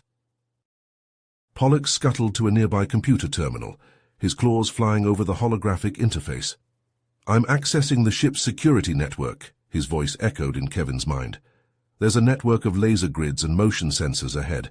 I'll guide you through." Sarah sprinted towards the bridge, her enhanced reflexes allowing her to dodge crew members with preternatural grace. "I'm coordinating with Allied forces," she projected. "We'll set up an ambush for the saboteurs." Kevin crawled through the ventilation shaft, sweat beading on his forehead. He paused at a junction, waiting for Pollux's instructions. 3 meters ahead, the lasers will cycle off for 2.7 seconds. Pollux's thoughts came through clearly. "Move! Now! Kevin surged forward, tucking into a roll as he passed through the temporarily deactivated grid. He continued on, following Pollux's guidance through a maze of security measures. Finally, he reached a grate overlooking the engine room. Below, he saw a group of Zorthak soldiers attaching explosive devices to critical systems. "Security teams are ready," Sarah responded. "Pollux, on your mark." Kevin tensed, ready to spring. Pollux's voice rang in his mind. "Now!" In one fluid motion, Kevin kicked out the grate and dropped into the room. His hands moved with lightning speed, disarming the nearest explosive device before the Zorthak could react. Simultaneously, the artificial gravity disappeared. The Zorthak saboteurs flailed helplessly in the air, their chitinous limbs grasping at nothing. Sarah burst into the room, leading a team of mixed-species soldiers. They quickly apprehended the floating saboteurs, securing them with energy cuffs. As Kevin helped restrain the last Zorthak, he noticed something odd. The alien's carapace pulsed with an eerie, familiar glow. "This one's infected," Kevin called out. "Some kind of hive virus mutation." Kevin's mind raced. He turned to Pollux and Sarah, who had joined him in the engine room. "We need to examine this Zorthak. The psychic amplifier might let us probe its mind." They quickly set up the device, attaching neural interfaces to the restrained Zorthak. Kevin placed his hands on the amplifier, closing his eyes as he delved into the alien's consciousness. Fragmented images flashed through his mind. A secret base hidden in an asteroid field, Zorthak scientists experimenting with hive technology, test subjects writhing in agony as the mutated virus coursed through their bodies. Kevin pulled back, gasping. "There's a Zorthak base," he panted. "They're experimenting with hive tech. We need to investigate." The trio quickly formulated a plan. They commandeered a small stealthy ship from the hangar bay, working feverishly to modify it with a combination of human, Sakari, and hive technology. As they made final preparations to depart, Admiral Chen's voice crackled over the comm. "Kevin, we need you on the bridge immediately." They raced to the command center, finding Chen standing before a holographic display of the galaxy. His face was grim. "Long-range scanners have detected multiple cosmic entities," Chen said, his voice heavy. "They're converging on our galaxy." Kevin exchanged glances with Pollux and Sarah, their shared thoughts a whirlwind of fear and willpower. The fate of their mission, and possibly the entire galaxy, now hung in the balance. "We need to move fast," Kevin said, his eyes hardened. "If we can uncover the secrets of that Zorthak base, we might find a way to combat both the cosmic threat and this hive virus mutation." Without another word, they turned and sprinted back to their modified ship. As the hangar bay doors slid open, revealing the star-studded expanse of space, Kevin gripped the controls tightly. They had no time to lose. As they approached the hidden base, Kevin felt a familiar tickle in his mind. He projected his thoughts to his companions. "Ready?" Pollux and Sarah's affirmations echoed in his consciousness. They focused their merged abilities, creating a psychic shroud that bent light and scrambled sensors around their ship. The base's automated defenses remained dormant as they slipped past, undetected. They docked in an unused maintenance bay, the airlock hissing as it equalized pressure. Kevin led the way, his small human frame allowing him to squeeze through narrow access panels. They emerged into a vast chamber filled with rows upon rows of stasis pods, each containing a different alien species. "By the stars," Pollux clicked softly, his compound eyes taking in the horrific sight. Sarah pointed to a nearby pod. "Look!" Inside, a Sakari writhed in agony, its carapace pulsing with an otherworldly glow. The same eerie light emanated from every occupied pod. Kevin's fists clenched, rage boiling up inside him. He took a step forward, ready to intervene, but Pollux's claw on his shoulder stopped him. "Wait!" Pollux's thoughts rang clear in Kevin's mind. "We can't risk exposure yet." Before Kevin could argue, Sarah's voice cut through their shared consciousness. "Patrol approaching, hide now!" They scrambled to an empty stasis pod, squeezing inside and pulling the translucent cover closed. Kevin focused his will, projecting a sense of stillness and emptiness. Pollux and Sarah joined their efforts, and together they slowed their vital signs to near imperceptible levels. The patrol of heavily armed Zorthak guards marched past, their chitinous feet clicking on the metal floor. For a heart-stopping moment, one guard paused near their hiding spot. Kevin held his breath, every muscle tense. Finally, the guard moved on. Once the danger passed, they continued their infiltration, following the winding corridors deeper into the heart of the base. They reached a sealed door marked with Zorthak glyphs. Kevin placed his hand on the control panel, channeling his psychic energy to interface with the alien technology. The door slid open silently. Inside, they found themselves in a dimly lit command center. Two Zorthak leaders stood before a holographic display, their mandibles clicking rapidly as they conversed in their native language. Kevin focused, translating their words through their shared consciousness. "The humans will serve as our shield against the cosmic entities," one Zorthak said. "Their mutations make them expendable weapons." "And what of our own people?" the other asked. "And we have ships prepared. Once the infected humans engage the entities, we will make our escape." Kevin's stomach churned at their callous plans. He glanced at a nearby computer terminal and made a decision. Carefully, he approached the console and placed his hands on its surface. Data streamed into his mind as he accessed the base's mainframe, downloading critical information about the virus and the Zorthak's plans. Meanwhile, Pollux scuttled to a strange device, sitting on a nearby workbench. His antennae twitched as he examined it. "This appears to be a control mechanism for the infected subjects," he projected to the others. Suddenly, Sarah's thoughts cut through their concentration. "We've been detected. Security forces incoming." Kevin's mind raced. He looked at the rows of stasis pods visible through the command center's windows, then at the control device Pollux had discovered. "I have an idea," he thought to his companions. "We release the infected humans as a diversion." Pollux hesitated, his compound eyes blinking rapidly. "The risk—" "We don't have a choice," Kevin interrupted. "It's our only chance to escape." Reluctantly, Pollux activated the control device. Throughout the facility, stasis pods hissed open. Infected humans and aliens stumbled out, their eyes glowing with an unnatural light. Alarms blared as chaos erupted. The trio fought their way through panicked Zorthak soldiers and shambling infected subjects. They reached a hangar bay, commandeering a sleek Zorthak ship. Sarah took the pilot's seat, her enhanced reflexes allowing her to quickly decipher the alien controls.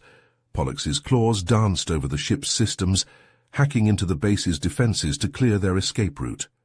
Kevin used their psychic link to coordinate their efforts. His mind stretched between his companions and the control device he still clutched. The hangar doors opened, revealing the star-studded expanse of space. As they prepared to launch, a massive shape emerged from behind a nearby asteroid. A Zorthak battlecruiser loomed before them, its weapons powering up. Kevin acted on instinct. He poured his will into the control device, directing the horde of infected humans swarming the hangar. The mutated beings launched themselves at the battlecruiser, clawing at its hull and gumming up its weapon ports. In the chaos, Sarah piloted their stolen ship past the distracted defenses. They shot into open space, leaving the asteroid field and the horrific Zorthak base behind. Just as they began to catch their breath, a priority transmission crackled through the ship's comm system. Admiral Chen's voice, tight with tension, filled the cockpit. "Kevin, we need you back immediately. Long-range scanners have detected multiple cosmic entities at the edge of our galaxy. The Allied fleet is mobilizing for what may be our final stand." Kevin exchanged glances with Pollux and Sarah, their shared thoughts a whirlwind of fear, drive, and grim willpower. Without a word, Sarah plotted a course back to the Allied fleet. As the stars streaked past their viewports, Kevin clutched the stolen data and control device.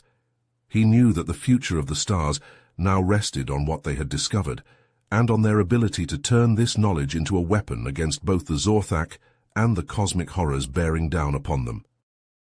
The stolen Zorthak ship shuddered violently as alarms blared throughout the cockpit. Kevin gripped the controls, his squeezing hard with effort as he fought to keep the vessel steady. "We're losing power to the main engines," Sarah called out, her fingers flying over the alien control panel. "I can't stabilize it." Pollux's antennae twitched rapidly as he scanned the ship's systems. "The quantum flux capacitor is overloading. We need to land immediately." Kevin's eyes darted across the view screen, searching for a suitable landing zone on the barren planet below. The surface was a patchwork of craters and jagged rock formations, scars from ancient conflicts etched into the very landscape. "There!"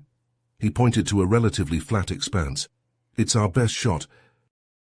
Sarah nodded, her enhanced reflexes allowing her to guide the failing ship towards the chosen landing site. The vessel groaned and shook as it entered the planet's atmosphere, trailing smoke and debris. With a bone-jarring impact, the ship slammed into the planet's surface, skidding across the rocky terrain before coming to a stop in a cloud of dust and twisted metal. Kevin coughed, waving away the acrid smoke filling the cockpit. "Everyone okay?" Sarah nodded, already unstrapping herself from her seat. Pollux clicked his mandibles in affirmation, his compound eyes scanning their surroundings. They exited the wrecked ship, stepping onto the desolate world. Wind howled across the barren landscape, carrying particulates that stung Kevin's exposed skin. In the distance, shattered remnants of long-destroyed structures jutted from the ground like broken teeth. "We need to find parts to repair the ship," Kevin said, his voice barely audible over the wind. "Let's split up and search the area." As they spread out to explore, Kevin's foot caught on something protruding from the ground. He bent down, brushing away layers of dust to reveal a metallic hatch. "Guys, over here!" Sarah and Pollux rushed to his side. Together they managed to pry open the ancient seal. A dark tunnel yawned before them, leading deep into the planet's crust. "This could be our best chance at finding salvageable tech," Pollux observed. Cautiously they descended into the darkness. As they ventured deeper, the tunnel opened into a vast cavern. Kevin's jaw dropped as he took in the sight before them. A sprawling underground city stretched as far as the eye could see, its architecture a blend of various alien styles. Bioluminescent plants cast a soft glow over the cavern, illuminating streets teeming with life. Aliens of all shapes and sizes moved about, many belonging to species long thought extinct. "Impossible," Sarah breathed, her enhanced eyes taking in every detail. A group of aliens approached them, led by a wizened creature with pale, translucent skin and multiple eyes that blinked in sequence. It raised a three-fingered hand in greeting. "Welcome, travelers," the alien said, its voice a melodious whisper. "I am Zorn, leader of this sanctuary. We've been expecting you." Kevin exchanged bewildered glances with his companions. "You have?" Zorn nodded, gesturing for them to follow. "Come, there is much to show you." The alien led them through winding streets to a massive structure at the city's center. Inside, they found themselves surrounded by towering data crystals and holographic displays. "This is our archive," Zorn explained. "The collected knowledge of countless civilizations, including our encounters with the cosmic entities." Kevin stepped forward, drawn to a pulsing crystal. As he placed his hand on its surface, information flooded his mind. Images of vast, incomprehensible beings flashed before his eyes. He saw cycles of destruction and rebirth, playing out across eons. "They're not invaders," Kevin gasped, pulling his hand away. "The cosmic entities, they're shepherds of a cosmic cycle." While Kevin absorbed this revelation, Pollux's antennae twitched as he sensed familiar technology. He scuttled to a nearby console, his claws dancing over the controls. "This is Sakari tech," he clicked excitedly. "I think I can— Yes!" A low hum filled the air as ancient systems came to life. On a nearby screen, they watched as a massive energy shield enveloped the planet. Meanwhile, Sarah's combat instincts led her to a sealed door. With a few precise strikes, she breached the lock, revealing a hidden armory filled with weapons of incredible power. As they marveled at their discoveries, shouts echoed through the archive. A group of aliens burst in, their eyes wild with fear and anger. "Heretics!" one of them screeched. "You'll bring the cosmic entities down upon us all." Kevin, Pollux, and Sarah found themselves surrounded. Through their mental link, they formulated a plan. As one, they burst into action. Kevin ducked under a swinging tentacle, rolling between the legs of a hulking alien. Pollux scuttled up a wall, using his agility to stay out of reach. Sarah moved with fluid grace, her enhanced reflexes allowing her to dodge every attack. They raced through the winding corridors of the underground city, their pursuers close behind. As they rounded a corner, Kevin spotted a strange device embedded in the wall. Without thinking, he slammed his hand against it. A blinding flash of energy engulfed them. When the light faded, they found themselves standing on the bridge of a massive ship. Towering over them was the imposing figure of the Hive Queen, her multifaceted eyes widening in surprise. "How did you—" the Queen began, her psychic voice resonating in their minds. Before Kevin could respond, alarms blared throughout the ship. On the main view screen, they watched as massive, otherworldly shapes began to materialize at the edge of the galaxy. The cosmic entities had arrived, and the final battle for the destiny of the universe was about to begin.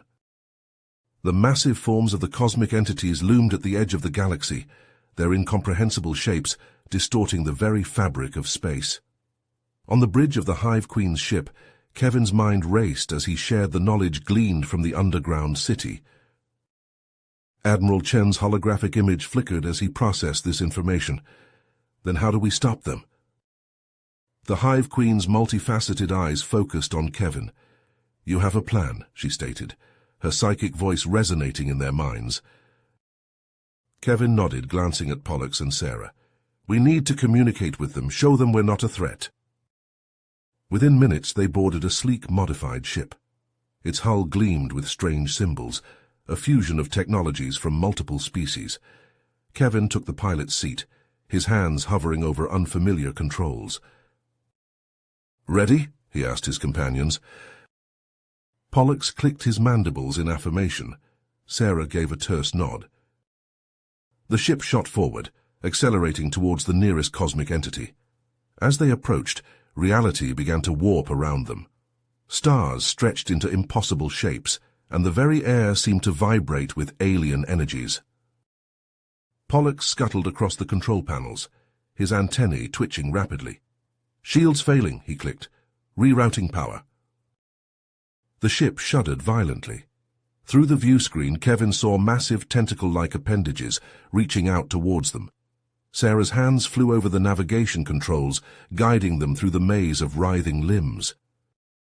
Kevin closed his eyes, focusing his mind on the psychic amplification device. He reached out, searching for a connection with the cosmic entity. Suddenly, his consciousness expanded, and he was no longer in the ship. He floated in an endless void, witnessing the birth of stars and the death of galaxies. Civilizations rose and fell in the blink of an eye. Kevin felt his sense of self fragmenting under the weight of this cosmic awareness. Through the haze of alien memories, Kevin clung to an image, Earth green and blue teeming with primitive life.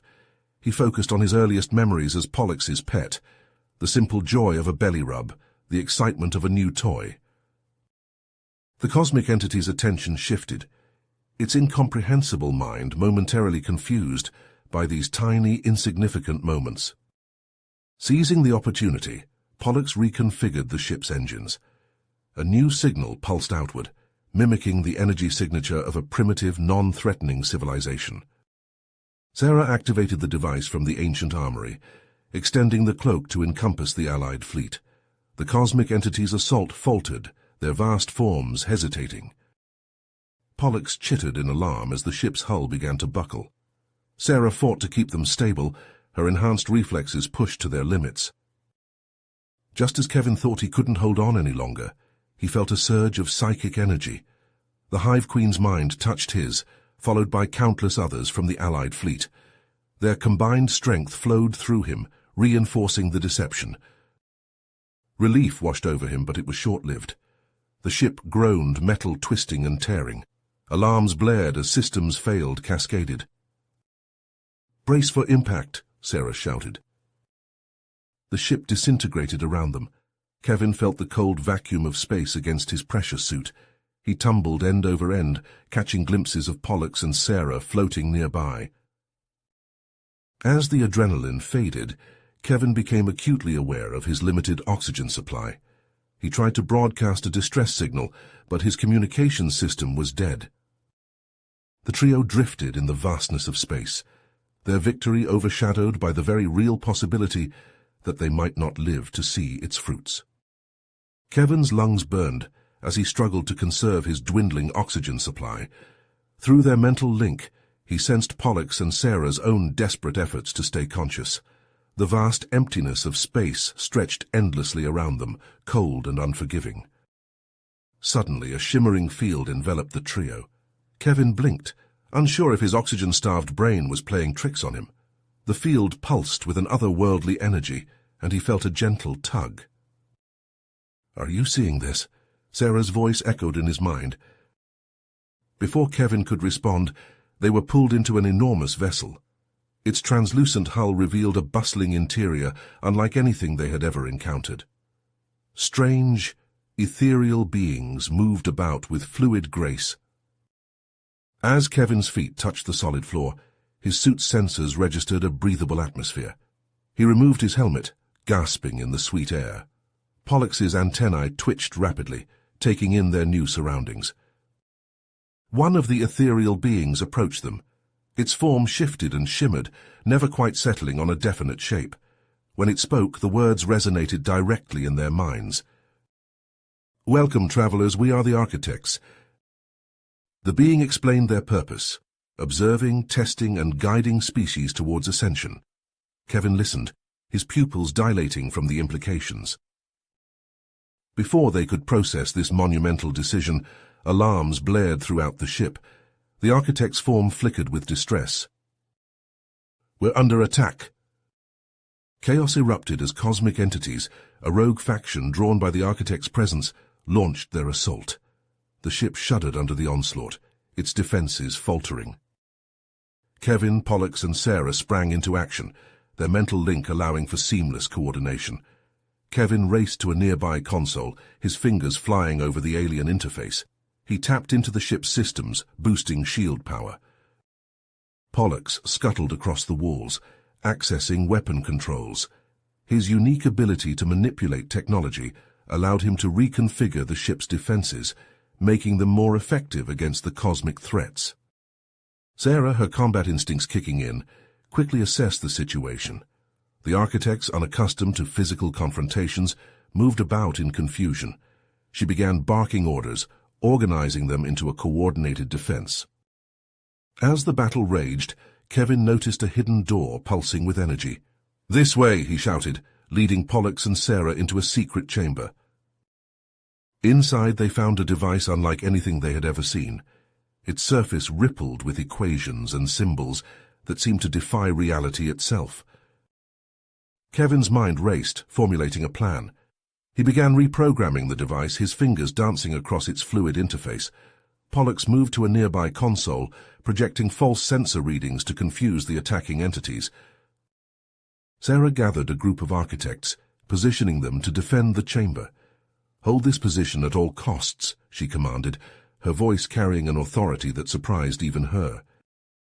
The ship groaned as the cosmic entities breached its hull. Kevin felt sweat beading on his forehead as he worked furiously to complete the reprogramming. "Now or never, Kev," Sarah shouted, deflecting a tendril of cosmic energy with a piece of debris. Kevin slammed his hand down on the activation panel. The device hummed to life, sending out a pulse of energy that rippled through space-time. The cosmic entities faltered, their powers nullified within the affected area. "It worked," Pollux chittered excitedly. Seizing the opportunity, Kevin, Pollux, and Sarah led the architects in a counterattack. The tide of battle turned, and soon the cosmic threats retreated, leaving behind an eerie silence. As the immediate danger passed, the architects approached the trio. Their forms shimmered with a new respect. "You have saved us all," the lead architect communicated. "We offer to return you to your people." As they approached their home galaxy, Kevin noticed something odd about the star configurations. "Wait," he said, a sense of unease growing. "Something's not right." Pollux consulted the ship's chronometer, his mandibles clicking in shock. "According to this, decades have passed since we left." The realization hit them like a physical blow. Sarah's voice was barely a whisper as she spoke the question on all their minds. What are we going back to? The familiar shape of the Milky Way loomed before them, but as they drew closer, it became clear that much had changed. New structures and unfamiliar ship designs dotted the space lanes. Kevin, Pollux, and Sarah exchanged worried glances, steeling themselves for whatever they might find in this altered future. As Kevin, Pollux, and Sarah ventured deeper into the Dyson sphere, the air crackled with an otherworldly energy. They rounded a corner and froze. Before them floated translucent orbs, each containing a pulsing mass of cosmic energy. "The infant entities," Kevin breathed. A piercing alarm shattered the silence. The sphere trembled, gravity shifting erratically. Kevin stumbled, his feet leaving the floor momentarily before slamming back down. "They've detected us," Sarah shouted over the din. A shimmering figure materialized inches from Pollux's face. The Voidwalker's limbs phased in and out of reality as it lunged. Pollux's mandibles clicked rapidly as he ducked, narrowly avoiding the attack. Kevin thrust his hands forward, energy crackling between his fingertips. A blast of pure force sent the Voidwalker careening backwards. Sarah's eyes glowed with an otherworldly light as she tapped into her dimensional perception. "This way," she called, leading them through a maze of corridors that seemed to bend and twist with each step. They burst into a vast chamber. The infant cosmic entities floated in massive containment fields, their energy pulsing in mesmerizing patterns. Pollux scuttled to a nearby control panel, his antennae twitching as he interfaced with the alien technology. "I'm attempting to shut down the fields," he clicked. A low rumble filled the chamber. Cracks spiderwebbed across the walls and ceiling. "Pollux, what's happening?" Kevin shouted. "Fail-safe triggered," Pollux chittered frantically. "The chamber's collapsing." Sarah's gaze darted around the room, seeing pathways and possibilities invisible to the others. "Follow me," she commanded, weaving through falling debris with inhuman grace. They sprinted down a twisting corridor, the sound of destruction nipping at their heels. Sarah led them to a small hangar where a sleek escape pod waited. As they raced towards the vessel, Kevin noticed a Voidwalker materializing near one of the infant entities, its limbs stretched impossibly, reaching for the pulsing orb. Without thinking, Kevin thrust out his hand. Energy surged from his palm, disrupting the Voidwalker's teleportation field. The cosmic infant's essence flared, and Kevin felt a jolt of power unlike anything he'd experienced before. He stumbled inside, his skin tingling with residual energy. The pod's engines roared to life as Pollux interfaced with its systems. They shot out of the hangar, immediately swarmed by Voidwalker ships. The mental link between the trio hummed with shared focus as they piloted the craft. Sarah's enhanced reflexes guided them through a field of debris. Pollux's connection to the ship's systems allowed for split-second course corrections. Kevin's energy manipulation deflected incoming fire. Suddenly, Kevin felt a surge of cosmic power within him. His eyes widened in panic. "Something's wrong." Kevin blinked, disoriented. He stood on a half-constructed platform, staring at the skeletal framework of the Dyson sphere in its infancy. Somehow, he'd been thrown into the past. Pollux found himself in a bustling section of the completed sphere, surrounded by Voidwalkers. His form shimmered as he activated his technopathic abilities, rendering himself invisible to their senses. Sarah materialized in a sleek, futuristic control room. Holographic displays showed a fully realized Dyson sphere, with swarms of ships harvesting energy from collapsing galaxies. Despite the vast gulfs of time separating them, their mental link persisted. Kevin focused, sending a thought to his companions. "We need to coordinate. I'll leave messages for you to find." He set to work, using his knowledge of the future to sabotage key systems in the past. Pollux gathered intelligence on the Void Walkers' plans, relaying crucial information across time. Sarah identified critical weak points in the sphere's final design. As they executed their plan, the Dyson sphere began to shake. Alarms blared across all 3 time periods. The structure groaned, sections beginning to tear apart. "It's working," Pollux's thought echoed in their mind. "But how do we escape?" The temporal maelstrom grew, threatening to consume them. Kevin, Pollux, and Sarah fought against the pull of fractured time, desperately seeking a way to reunite and flee the collapsing megastructure. The Dyson sphere shuddered violently, its very fabric tearing apart. Kevin stumbled through twisting corridors, his heart pounding as he searched for a way to reunite with his teammates. A glint of metal caught his eye, an experimental Void Walker device, its surface pulsing with temporal energy. Kevin's fingers danced over the alien tech, energy crackling between them as he rewired its circuitry. The device hummed to life, projecting a shimmering temporal beacon. "Pollux, Sarah, can you hear me?" Kevin sent through their mental link. In the spheres present, Pollux scuttled through chaos. Panicked Void Walkers fled in all directions as alarms blared. The arachnid-like alien tapped into the security systems, causing force fields to flicker and doors to slam shut, clearing his path. Pollux reached a massive power core, its surface covered in swirling symbols. He noticed a hidden message etched into its base, coordinates left by Kevin. His antennae twitched as he deciphered the beacon's frequency. Meanwhile, in the future, Sarah dodged a massive tendril of cosmic energy. A fully mature entity, freed from its containment, lashed out in confusion and rage. Sarah's eyes glowed as she tapped into her dimensional perception, anticipating each attack a split second before it came. "I see it," Sarah's thoughts reached her teammates. "The beacon, it's our way out." The temporal maelstrom intensified. Reality fractured around them. A herd of long-necked dinosaurs lumbered past Kevin, vanishing as quickly as they appeared. Pollux found himself momentarily surrounded by the gleaming spires of a futuristic metropolis. Sarah ducked as an alien landscape materialized overhead, raining strange purple foliage. Pollux's mandibles clicked rapidly as inspiration struck. He interfaced with the sphere's remaining systems, fingers flying across holographic displays. A bubble of stable space-time formed at the intersection of their 3 time periods. Kevin and Sarah fought their way towards this nexus point.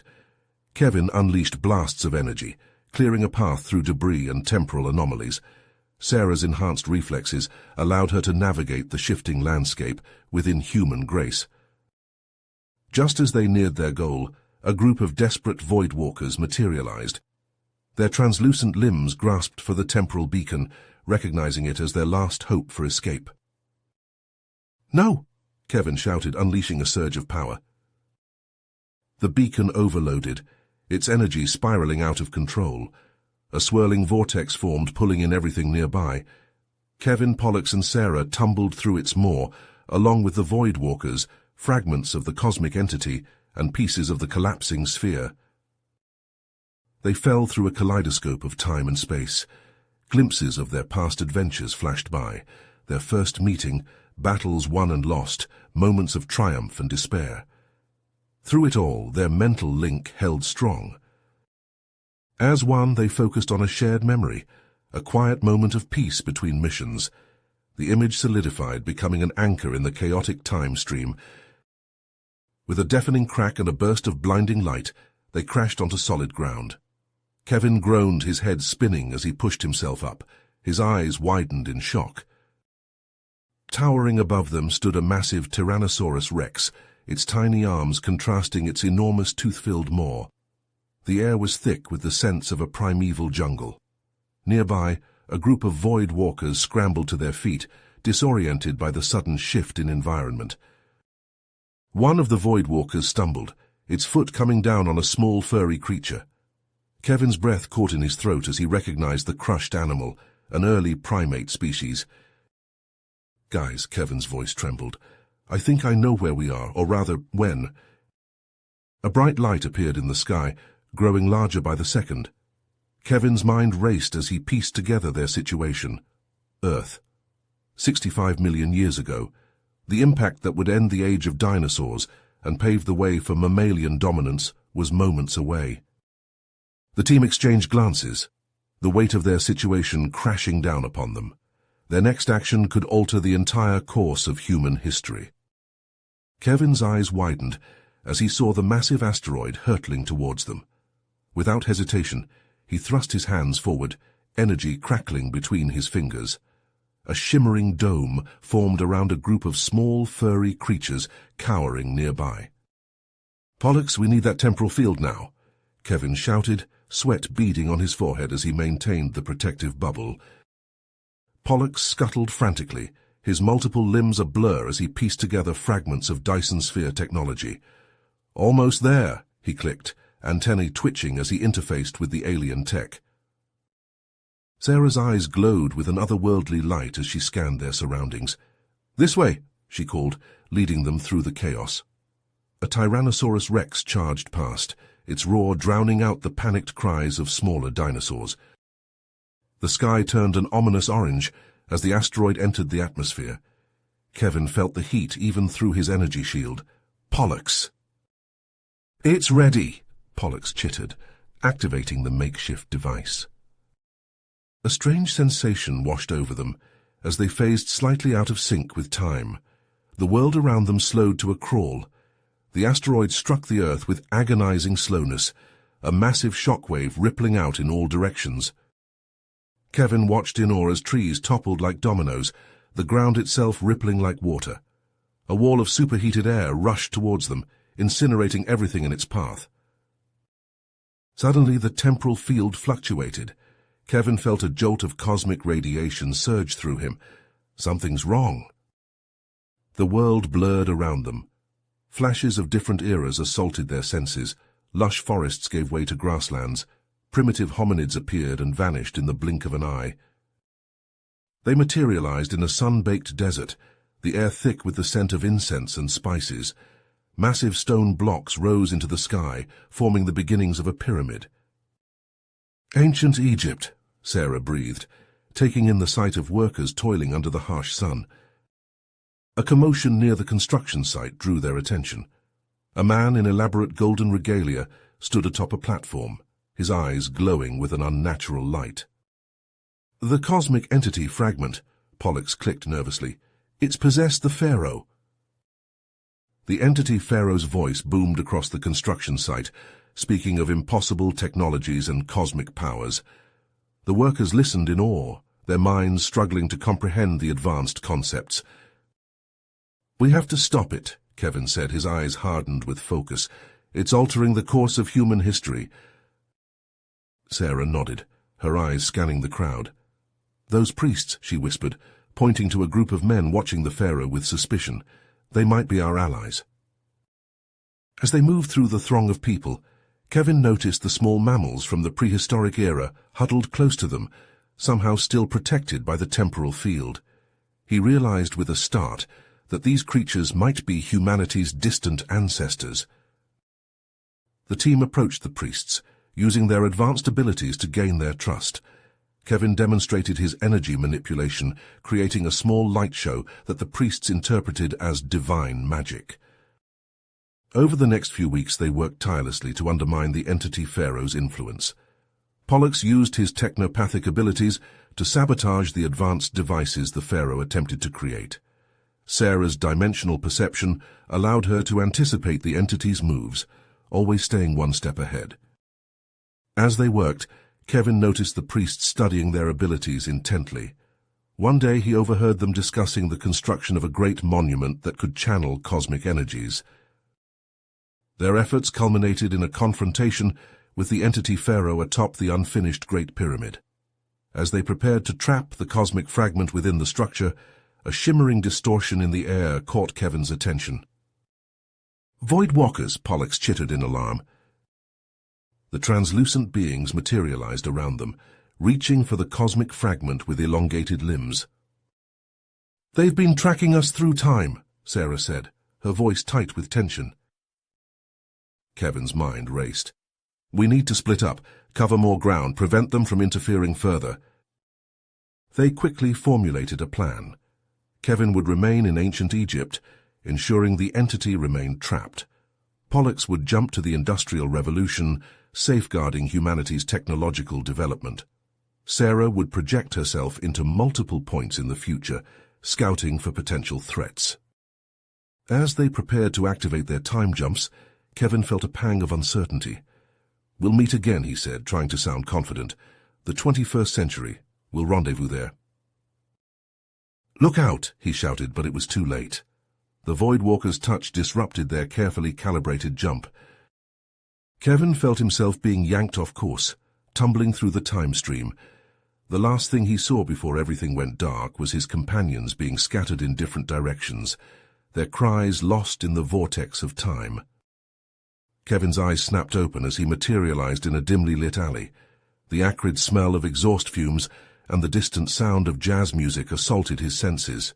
He stumbled, catching himself against a brick wall covered in faded movie posters. Los Angeles 1940s, he muttered, taking in his surroundings.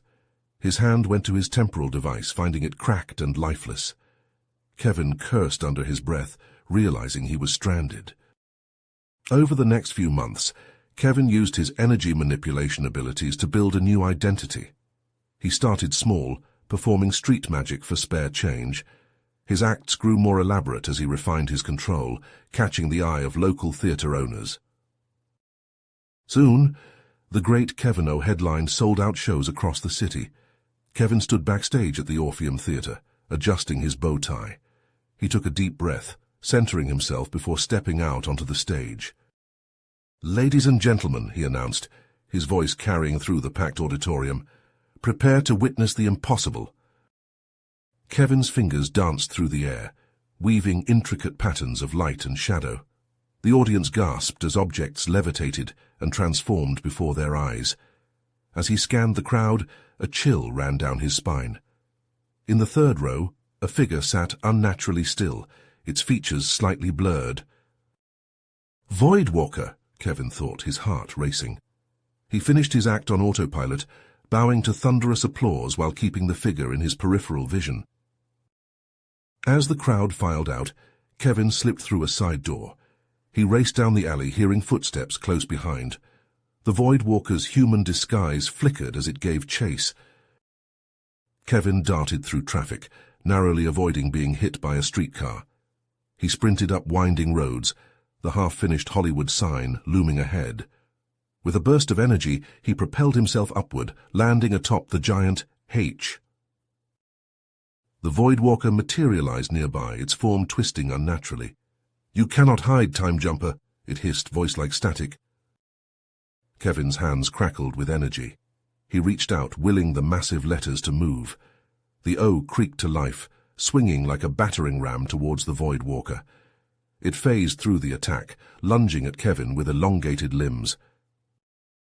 Below, a crowd gathered, pointing up at the unbelievable sight. Camera flashbulbs popped as Kevin ducked and weaved, using the animated letters as cover. He needed to end this quickly without exposing himself further.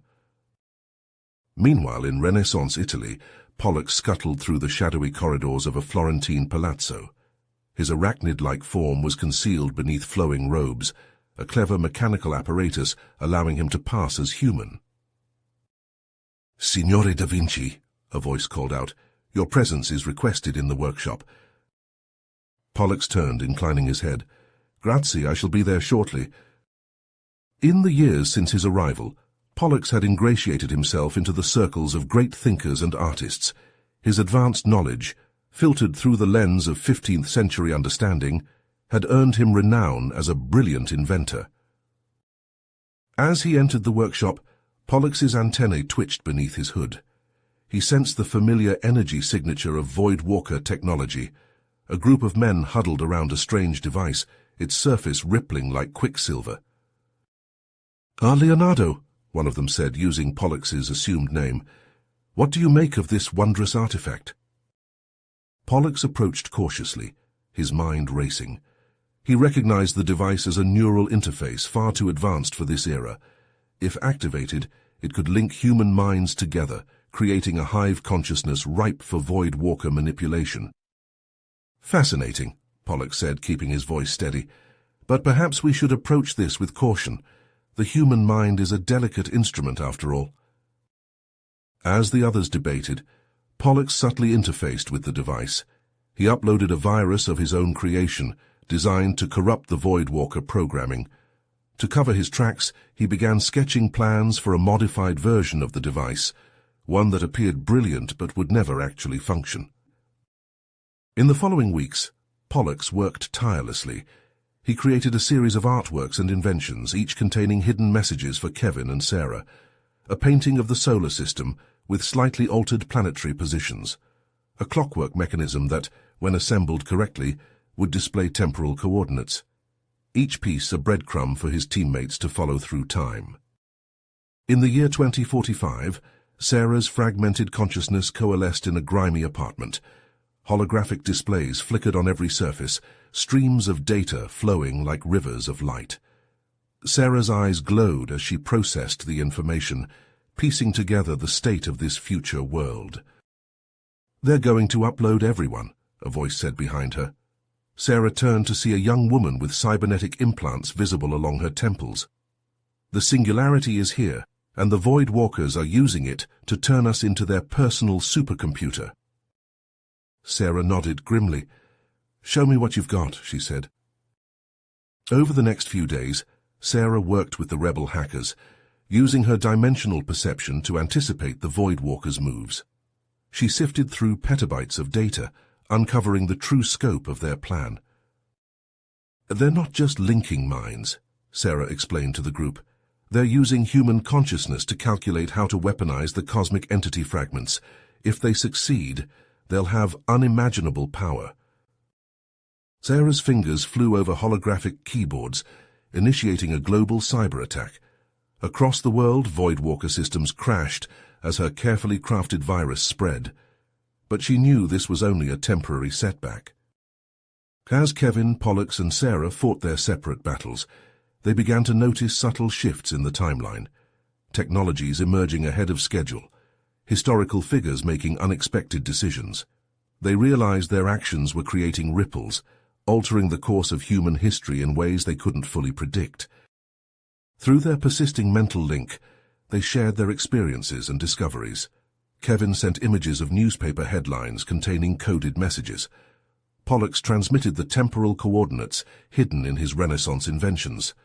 Sarah relayed the data patterns she'd uncovered in the future. Together, they began to formulate a plan. By encoding messages in key historical events, they could guide each other towards a critical moment in the 21st century, a nexus point where they could finally reunite and confront the Void Walker threat head-on. Kevin stood atop the Hollywood sign, the defeated Void Walker dissolving into mist. He looked out over the lights of Los Angeles, knowing that somewhere in time his friends were fighting similar battles. He closed his eyes, focusing on their mental link. "We'll find each other," he thought, sending the message across the decades. "Whatever it takes, we'll set this right." In Renaissance Italy, Pollux put the finishing touches on a sculpture, its proportions containing a hidden message. In 2045, Sarah prepared to make a decisive strike against the Void Walker networks. Across time, the three teammates steeled themselves for the challenges ahead, knowing that the fate of humanity hung in the balance. The year 2075 dawned with a sense of anticipation that crackled through the air like static electricity. Humanity stood on the precipice of a new era, their first intergalactic exploration vessel poised for launch. At the heart of this monumental event, three time travelers converged, their centuries-long plan reaching its crescendo. Kevin strode through the launch site's security checkpoints, his gait confident and purposeful. His badge identified him as Dr. Alexander Volkov, a high-ranking official with top-level clearance. As he passed each scanner, Kevin's fingers twitched imperceptibly, manipulating energy fields to mask his true identity. "Good morning, Dr. Volkov," a young technician greeted him, eyes wide with admiration. "It's an honor to have you here for the launch." Kevin nodded, allowing himself a small smile. "The honor is mine," he replied, his voice carrying the weight of countless lifetimes. "Today, we make history." Meanwhile, deep within the ship's computer core, lines of code flickered and danced as Pollux established a direct neural link. His consciousness flowed through the circuits, fine-tuning systems and planting safeguards against potential Void Walker interference. "Greetings, Pollux," the ship's AI intoned, its voice a melodious hum. "Your upgrades are intriguing. They appear to draw from technological concepts centuries beyond our current understanding." Pollux's response rippled through the system. "Let's just say I have a knack for innovation. Now let's prepare for launch, shall we?" On the launch pad, Sarah moved with practiced efficiency, her hands flying over control panels as she ran final checks. Her mind, once fragmented across time and space, now unified with laser-like focus. She sensed the subtle shifts in energy that signaled Void Walker activity, countering each attempt at sabotage with split-second precision. "Jenkins," she called out to a nearby engineer, "run a Level 3 diagnostic on the quantum drive. Something feels off." As the countdown reached T-10 minutes, a shudder ran through the assembled crowd. The air above the launch site shimmered and warped, revealing a massive shape that defied comprehension. The Void Walker mothership materialized, its surface a writhing mass of impossible geometries. Panic erupted as energy weapons powered up with an ominous hum. Kevin's disguise fell away, his true form revealed as he channeled raw power through his hands. Arcs of blue-white energy crackled around him as he addressed the terrified onlookers. "People of Earth," his voice boomed, amplified by his abilities, "I am Kevin, a defender of humanity. The threat we face today spans millennia, but we are not defenseless. Stand with me." As if in response to his words, a shimmering dome of energy blossomed over the launch site, expanding rapidly to encompass the entire planet. Pollux's hidden devices, planted throughout history, sprang to life, creating an impenetrable barrier against the Void Walker assault. Sarah's voice crackled over the comms. "Kevin, Pollux, we've got company on the ground. Void Walker shock troops incoming." She turned to face a group of men and women whose eyes glowed with an inner fire. "You know who you are," Sarah said, her voice filled with quiet intensity. "Your ancestors survived extinction. Now it's time to ensure humanity's future." The enhanced humans nodded, their bodies shifting and changing as latent abilities awakened. They charged into battle against the advancing Void Walkers, their movements a blur of preternatural speed and strength. Amidst the chaos, the launch sequence continued. Engines roared to life, shaking the earth as the massive ship began to rise. Kevin's eyes locked onto a shimmering cloud descending from the Void Walker mothership. "Nanobots," he muttered, his mind racing. Without hesitation, he launched himself into the air, using his energy manipulation to propel himself towards the ascending vessel. As Kevin fought to create a protective bubble around the ship, Pollux found himself locked in a silent, invisible battle. The Void Walker commander's technopathic assault crashed against his defenses like digital waves. Pollux's consciousness expanded, encompassing every networked device on the planet. Traffic lights in Tokyo flashed in erratic patterns. Power grids in New York surged and failed. Satellites in orbit spun wildly, their systems hijacked and reclaimed in milliseconds as the two entities clashed. Sarah, her enhanced team holding the line on the ground, realized the true scope of the Void Walker plan. She fought her way through twisting corridors of the mothership, her dimensional perception allowing her to navigate its non-Euclidean geometry. In the ship's core, she found the temporal engine, a swirling vortex of energy that threatened to unravel the very fabric of time. The device hummed ominously, its countdown nearing completion. Kevin, Pollux, and Sarah felt their mental link strain under the pressure of distance and duress. Yet in this moment, with the fate of humanity hanging in the balance, their bond held firm. Kevin's voice echoed in their minds, strained but unyielding. "Whatever happens, we end this together." Pollux's response came as a burst of binary code, translating to unwavering agreement. Sarah's thoughts blazed with fierce persistence. On my mark, she projected, her hands hovering over the temporal engine's controls. The trio synchronized their actions, preparing for one final desperate assault against the Void Walkers. The future of humanity, and indeed the entire galaxy, hinged on the outcome of the next few seconds.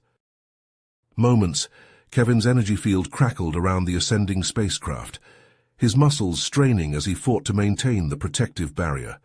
Suddenly, a strange sensation flooded his mind. The nanoswarm, once a mindless weapon, pulsed with newfound awareness. A chorus of voices echoed in Kevin's thoughts. "We see you, Protector. We understand now." Kevin's eyes widened as images flashed through his consciousness. Eons of cosmic entities manipulated and twisted by Void Walker machinations. "They've been doing this for forever," he breathed.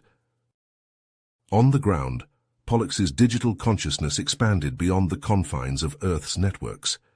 His battle with the Void Walker commander led him deeper into forgotten systems. Suddenly, he breached an ancient firewall, and the planet itself seemed to awaken. The Earth trembled, massive structures erupted from the ground, tearing through concrete and soil. Energy pylons, each hundreds of feet tall, rose into the sky. Pollux felt the surge of power as a global energy grid sparked to life. "What is this?" he wondered, marveling at the sheer scale of the technology. Deep within the Void Walker mothership, Sarah fought her way through twisting corridors. She rounded a corner and froze. Before her stood a chamber filled with swirling, ethereal forms, infant cosmic entities, each pulsing with raw potential. "They're children," Sarah whispered, her dimensional perception allowing her to see the true nature of these beings. She understood in an instant. These entities were the power source for the Void Walker's temporal manipulations. Sarah extended her hands, focusing her abilities. The chamber filled with a kaleidoscope of energies as she began freeing the entities. The ship lurched violently, temporal shockwaves rippling through its structure. As chaos erupted across multiple fronts, Kevin, Pollux, and Sarah felt their mental link surge. Their minds expanded, filled with visions of the universe's history.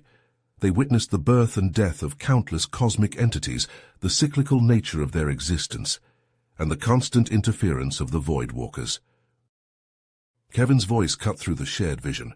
"The nanoswarm, I can control it now. We can use it to protect the ship." The cloud of nanobots coalesced around Earth's first intergalactic vessel, forming an impenetrable shield. Pollux, now linked to Earth's ancient defense grid, initiated a planet-wide broadcast. Holographic displays flickered to life in every corner of the globe. "People of Earth," his voice echoed, "witness the truth." Images of cosmic entities and Void Walkers filled the sky. Humanity watched in awe as the true nature of the universe unfolded before them. A paradigm shift rippled across the planet as people everywhere joined the fight against the alien threat. Sarah stood at the heart of the Void Walker mothership, cosmic energy coursing through her body. She raised her hands, channeling the power of the freed entities. Time itself seemed to slow around her. "I can hold them," she projected to her teammates, her voice strained, but not for long. Kevin, Pollux, and Sarah felt the weight of the moment. They had one chance to end this threat once and for all. Their plan crystallized through their shared consciousness, a daring maneuver to banish the Void Walkers beyond time itself. As they steeled themselves for this reality-altering feat, a presence washed over them. Vast and ancient, a cosmic consciousness observed their actions. Its intentions remained unclear, but its attention was unmistakable. Kevin directed the nanoswarm, targeting Void Walker weapons systems. Pollux diverted power from Earth's defense grid, feeding energy into the launch sequence of the intergalactic vessel. Sarah's fingers twitched as she prepared to tear open the fabric of space-time. The three teammates took a collective breath, ready to synchronize their efforts and reshape the course of history. As Kevin, Pollux, and Sarah synchronized their efforts, a blinding white light engulfed them. The sensation of falling through endless space overwhelmed their senses. When the light faded, they found themselves standing on a translucent platform suspended in a vast, star-filled void. Kevin blinked, his eyes adjusting to the ethereal glow emanating from the structure around them. "Where are we?" Before anyone could answer, a melodious voice reverberated through the space. "Welcome, champions of your realms. You stand in the nexus, the heart of all creation." 3 towering figures materialized before them, their forms shifting and flowing like liquid starlight. The cosmic arbiters regarded the team with ancient, unfathomable eyes. "Your actions have set in motion the final phase of our grand design," the central arbiter intoned. "Now you must prove your worth to shape the future of the cosmos." Sarah stepped forward, her dimensional perception allowing her to perceive the true nature of their surroundings. "What do you mean by prove our worth?"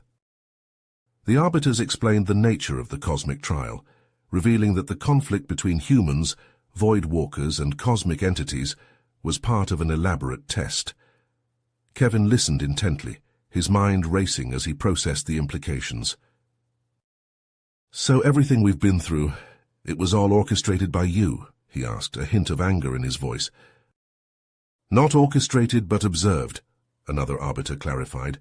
"Your choices were your own, but they have led you here to the final challenge." A shimmering portal opened beside them, and 2 figures emerged. A Void Walker commander, its form writhing with dark energy, and a pulsing fragment of cosmic consciousness. "Each of you will represent your kind in a series of trials," the arbiters announced. "Kevin of Earth, you shall stand for humanity.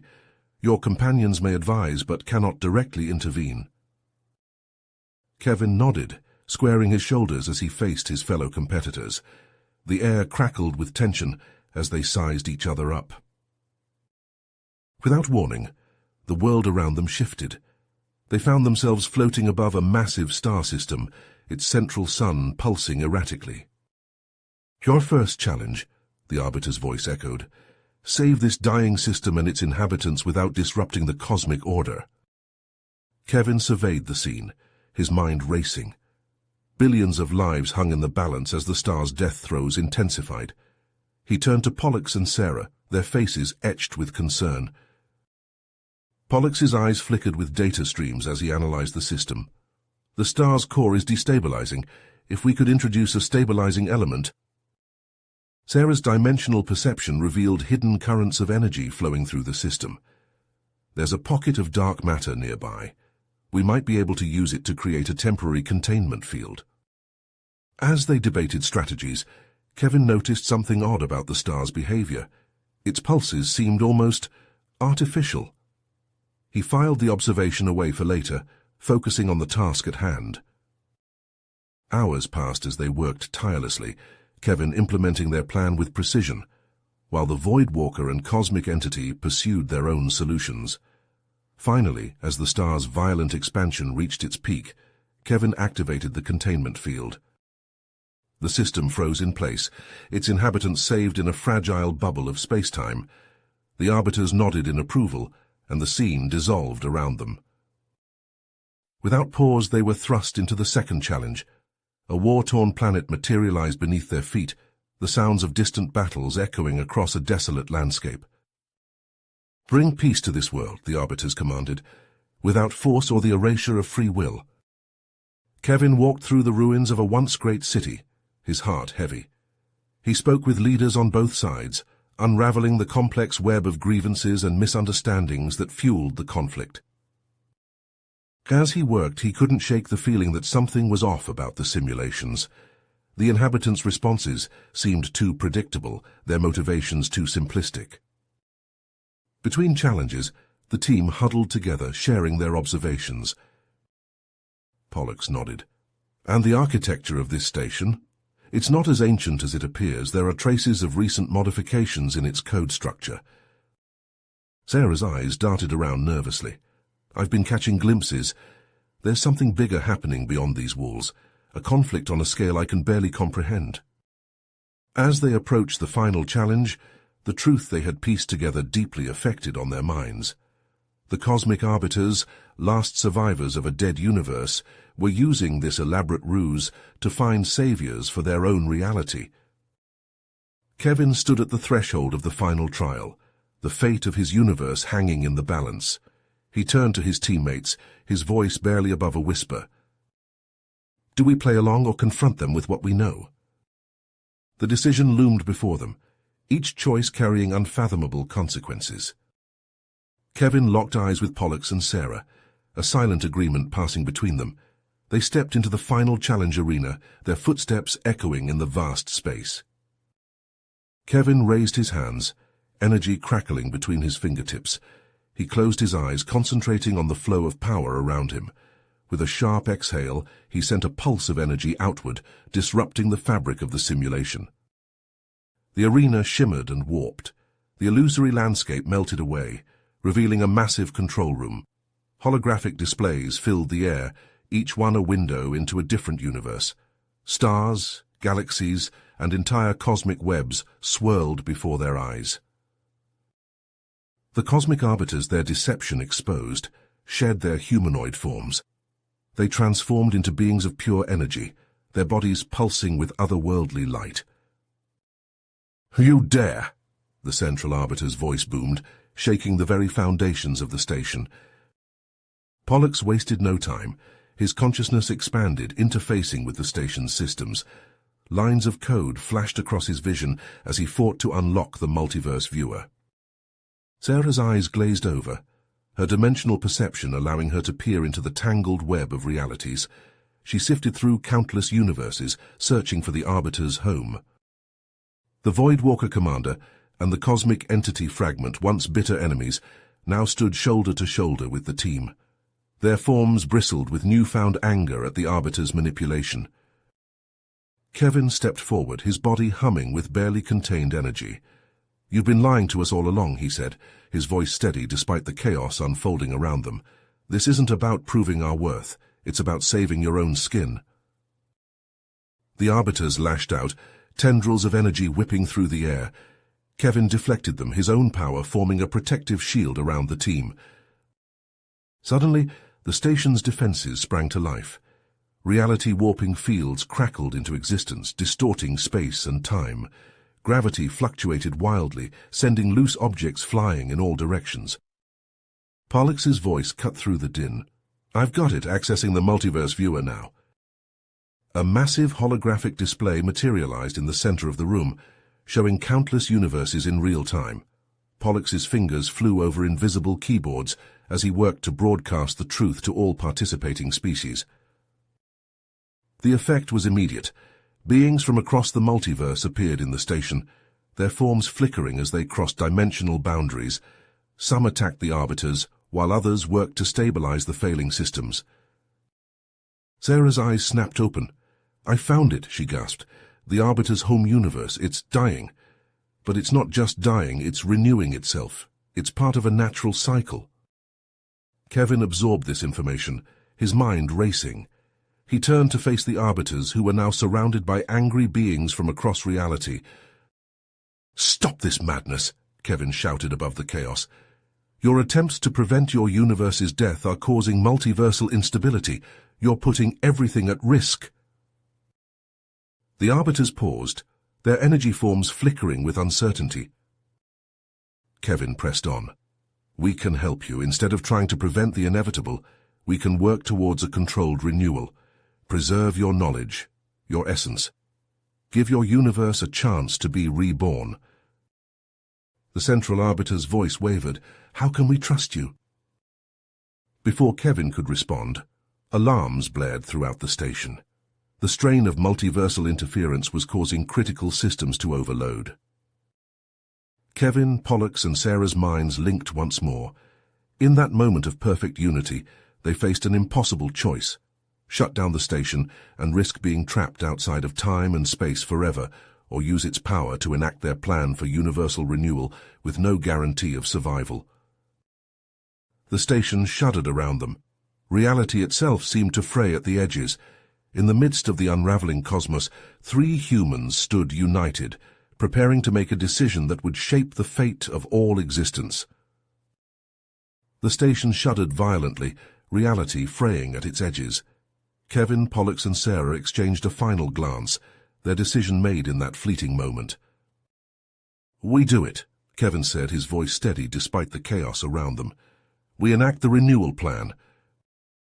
Without hesitation, Kevin stretched out his hands, channeling his energy manipulation abilities into the station's unstable core. Sweat beaded on his forehead as he fought to contain the surging power threatening to tear the structure apart. Pollux's eyes gleamed with data streams as he interfaced directly with the station's systems. His fingers danced across holographic displays, initiating complex sequences of code. "Renewal process commencing," Pollux announced, his voice tight with concentration. "Sarah, we need your guidance." Sarah nodded, her eyes unfocused as she tapped into her dimensional perception. She saw beyond the physical realm, tracing the intricate web of realities converging on this point in space and time. "I see it," she breathed. "The pathways between universes, I can guide the renewal." As the process began, a horrifying realization dawned on the team. Sarah's eyes widened as she perceived a critical component of the renewal. The implications hung heavy in the air. One of them would have to stay behind, forever suspended between realities. Kevin stepped forward, his face set with commitment. "I'll do it." "Kevin, no!" Pollux protested, but Kevin silenced him with a raised hand. "So it has to be me," Kevin said firmly. "My energy manipulation can sustain the bridge. You two have to go on to shepherd the new universe." Tears streamed down Sarah's face as she embraced Kevin. Pollux gripped his shoulder, words failing him. As Pollux and Sarah prepared to depart, Kevin summoned the last reserves of his power. With a heavy heart, he reached out, altering their memories. In an instant, all traces of their adventures together vanished from their minds. Left alone in the disintegrating station, Kevin felt his consciousness stretching, fragmenting across the cosmic void. The old universe collapsed around him, eons passing in the span of a heartbeat. When awareness returned, Kevin found himself fundamentally changed. His human form was gone, replaced by a vast cosmic consciousness. Yet the curse of memory remained, the knowledge of all he had lost, etched into his very being. Kevin watched as the new universe took shape, seeing echoes of his friends in every evolving species. When humans finally emerged, he was struck by their differences. These were not the small, harmless creatures of his past. They stood tall and strong, commanding respect rather than cooing adoration from alien races. Eons passed, and Kevin remained a silent observer, forever separated from the life he once knew. His form had become a cosmic phenomenon, a human-shaped nebula stretching across the stars. On a distant planet, a young alien child gazed up at the night sky, its eyes wide with wonder. It tugged on its parent's sleeve, pointing excitedly at a shimmering formation among the stars. "What's that?" the child asked, its voice filled with awe. The parent looked up, a thoughtful expression crossing its features. "That little one is what we call the Lonely Guardian. Some say it watches over and protects our universe." "Is it true?" the child pressed, curiosity burning in its eyes. As they turned away, the camera panned out, revealing the full extent of the cosmic formation. There, among the swirling gases and stardust, Kevin's sorrowful eyes gazed eternally upon the universe he had sacrificed everything to create, forever watching over the life he could never again be part of. If you finished this story, please subscribe and like the video. Then leave a comment that says, "I liked the story," and I will heart every single one of them. It really helps me. Thank you for your time.